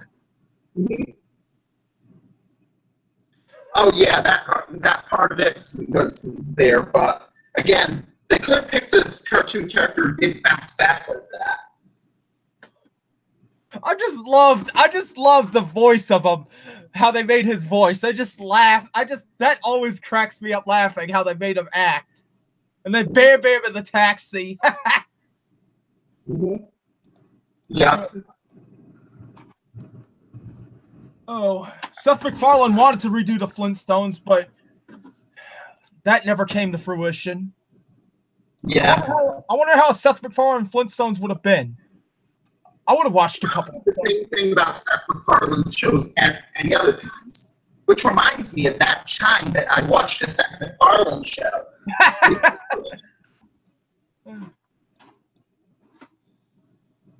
Family Guy's going into what? Like its 19th season coming up? Or 17th? I think 16th or so. Yeah, because it skipped a few years. Yeah.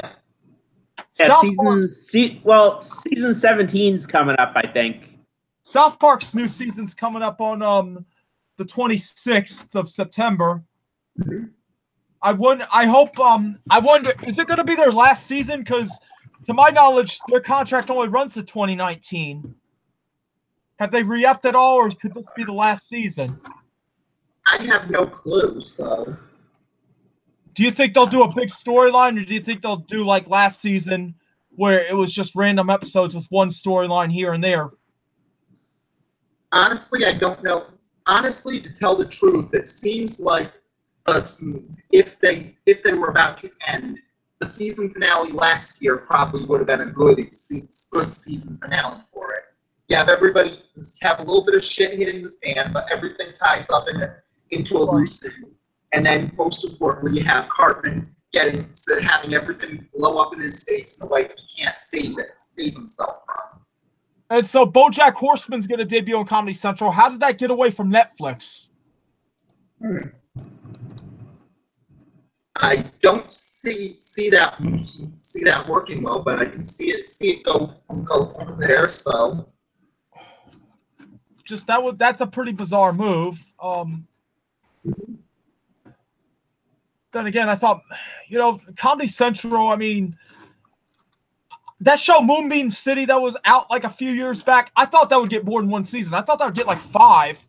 And then Legends of Chamberlain Heights I thought would be around a while, but that blew up in its face too. I mean, I don't think Comedy Central has ever been able to find something that could be a solid backup to South Park ever. Yeah. I thought Moonbeam City would be it. I mean, I love the art of Moonbeam City. Mm-hmm. Yeah. You know what was a good cartoon? You know what was a good cartoon back in the day that should have got more of a chance? On MTV, I think it was Underclassmen. Undergrads? Undergrads, yes. Yeah, that show was absolutely awesome. Mission Hill, too, was awesome. I wasn't as big a fan of Mission Hill. I was from it, but... Hey, what's the party with the Grubermeister? That was funny. And while we're at it, let's finish the trifecta. What happened to the guy that did the Big Jake cartoons on that site Romp? Big Jake cartoons on which site, Ron? Remember, there was a site called Romp.com, and they had this guy Jake, and you'd play the games, and you'd try to get him laid.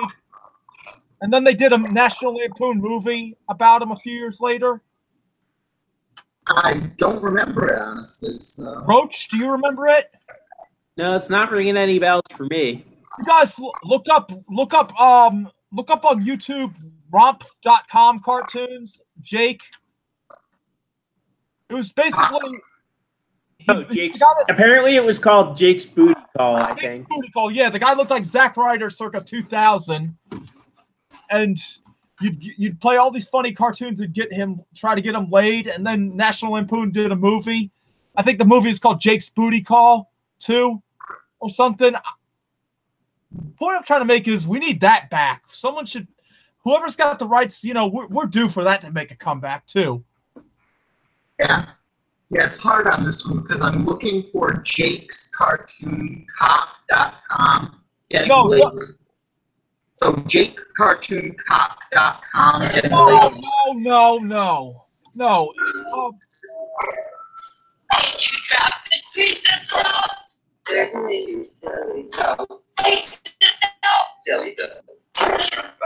What are you playing?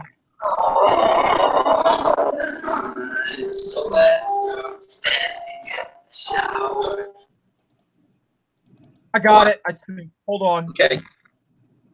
Give me a minute here. Bear with me, guys. Okay, here we go. Well, damn, it looks like the whole Jake's Booty Call movie's on there. I have to watch that later. But that's beyond the point. Here's it looks like most of the movie is. Hold on a minute. It's not the movie. Okay, here we go. This. Are you guys listening to it?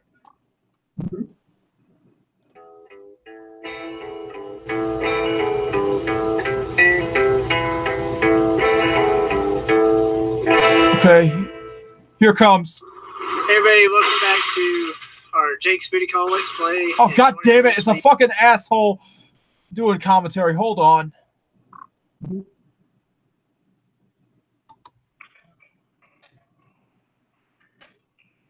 Trying to find a... Okay, let's see here. Let's play. You know what? I mean, does it really matter if it's a guy doing a Let's Play? Does it matter? Not really. Rails, where we're going, we don't need Rails, so. Yeah, true that. Okay. Let me find. I'm gonna find the one. I'm gonna find my favorite one. Hold on. All right, here it is. This is my favorite one. This is my favorite. Okay, listen to this.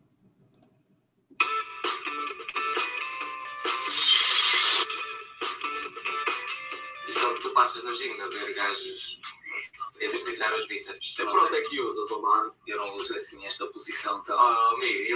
Okay, will these ass clowns shut up and. Yo, what's up? What's up? Olha eu. Oh, cow. Okay, these guys are talking over it too much. Hold on, I'll find something else. Sheesh.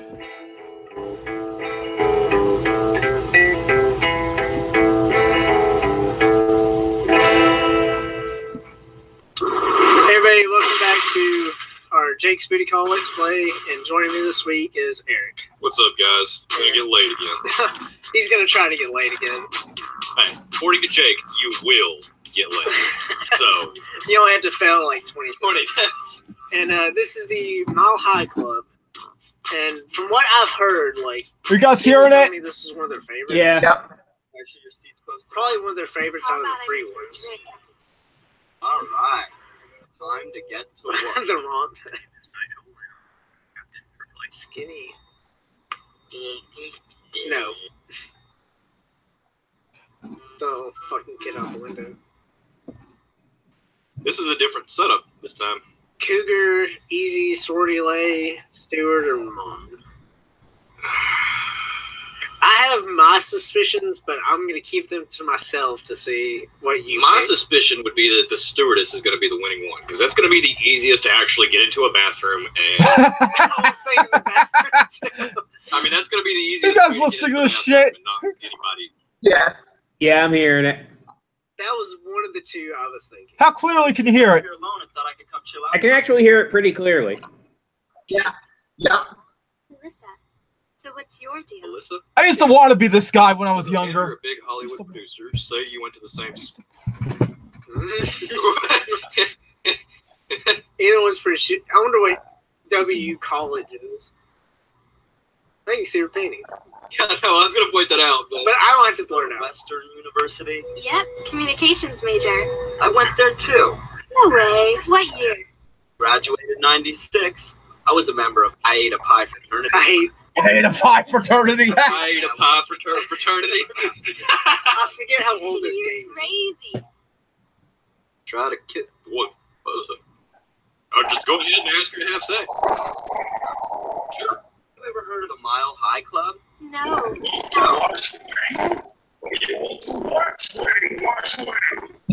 He got slapped. And he got stuck board on him. Well, I guess that's. All a good pimp could I'm do. gonna point out that last Jake's Booty Call. Okay, we're gonna stop right here. Essentially, that's what that game was. Yeah. I don't know how that works on these ones, because right now they have the good ending where you go with where you end up getting the girl. Bad ending where you get mad at the red pill and pick up artists who promise you can get that girl, and you end up doing something with Jacksonville. So Yeah, I mean Jake Jeez. Jake was basically mystery before mystery, but I mean, you know, I remember discovering these cartoons around like 2002, and I was like, I want to be this motherfucker. But then later on, I realized what kind of a douchebag he was, and I'm like, no. But the guy's still funny Yeah. as hell, and I'm thinking Zack Ryder could get repackaged as this guy yesterday. But yeah, Jake's Booty Call, that was a good thing. They say everything comes back after 20 years, but it seems more like 30 now, 25 to 30. So, okay, what year do you guys think we're going to get some of that late 90s, early zeros swagger coming back in fashion? I thought we already have the '90s revival coming back. No, late 90s, dude. I'm talking about like late 90s, like American Pie type shit, like when Smash Mouth was kicking ass and... for late 90s Smash Mouth style stuff. It's hard because most of those things are pretty much memes already, because you got Smash Mouth as a meme, you got the prequels, which are memes, you got SpongeBob SquarePants, which is memes, and Okay, most it's hard to explain. I mean, it's hard to explain, but I mean, I've always said that the span of time between like late 98 to like pre 9/11 2001, there was a bunch of good shit that came out that has all of a sudden become below the radar. I mean, some of it's gone mainstream, become memes, like you said, but I mean, I don't know. I can't put my finger on it.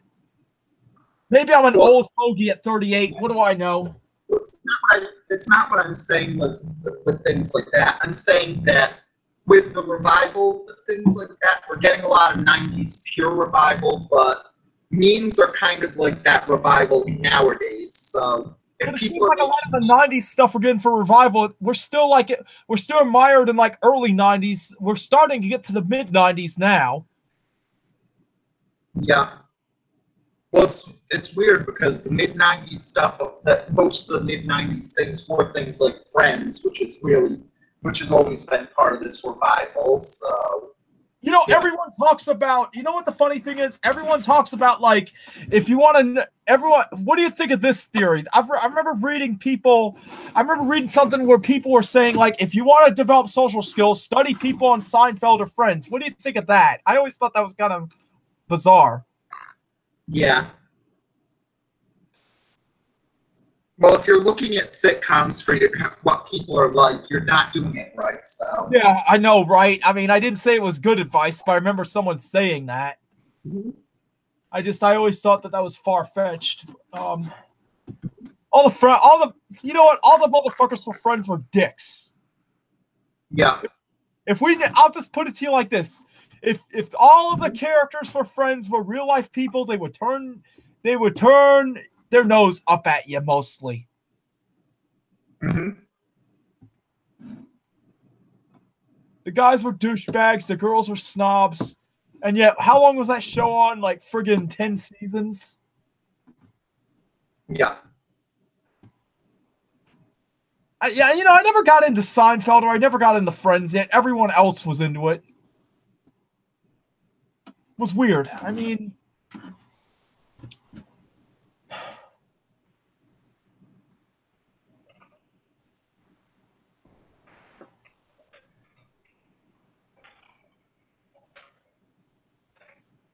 hello. Yeah, Still here.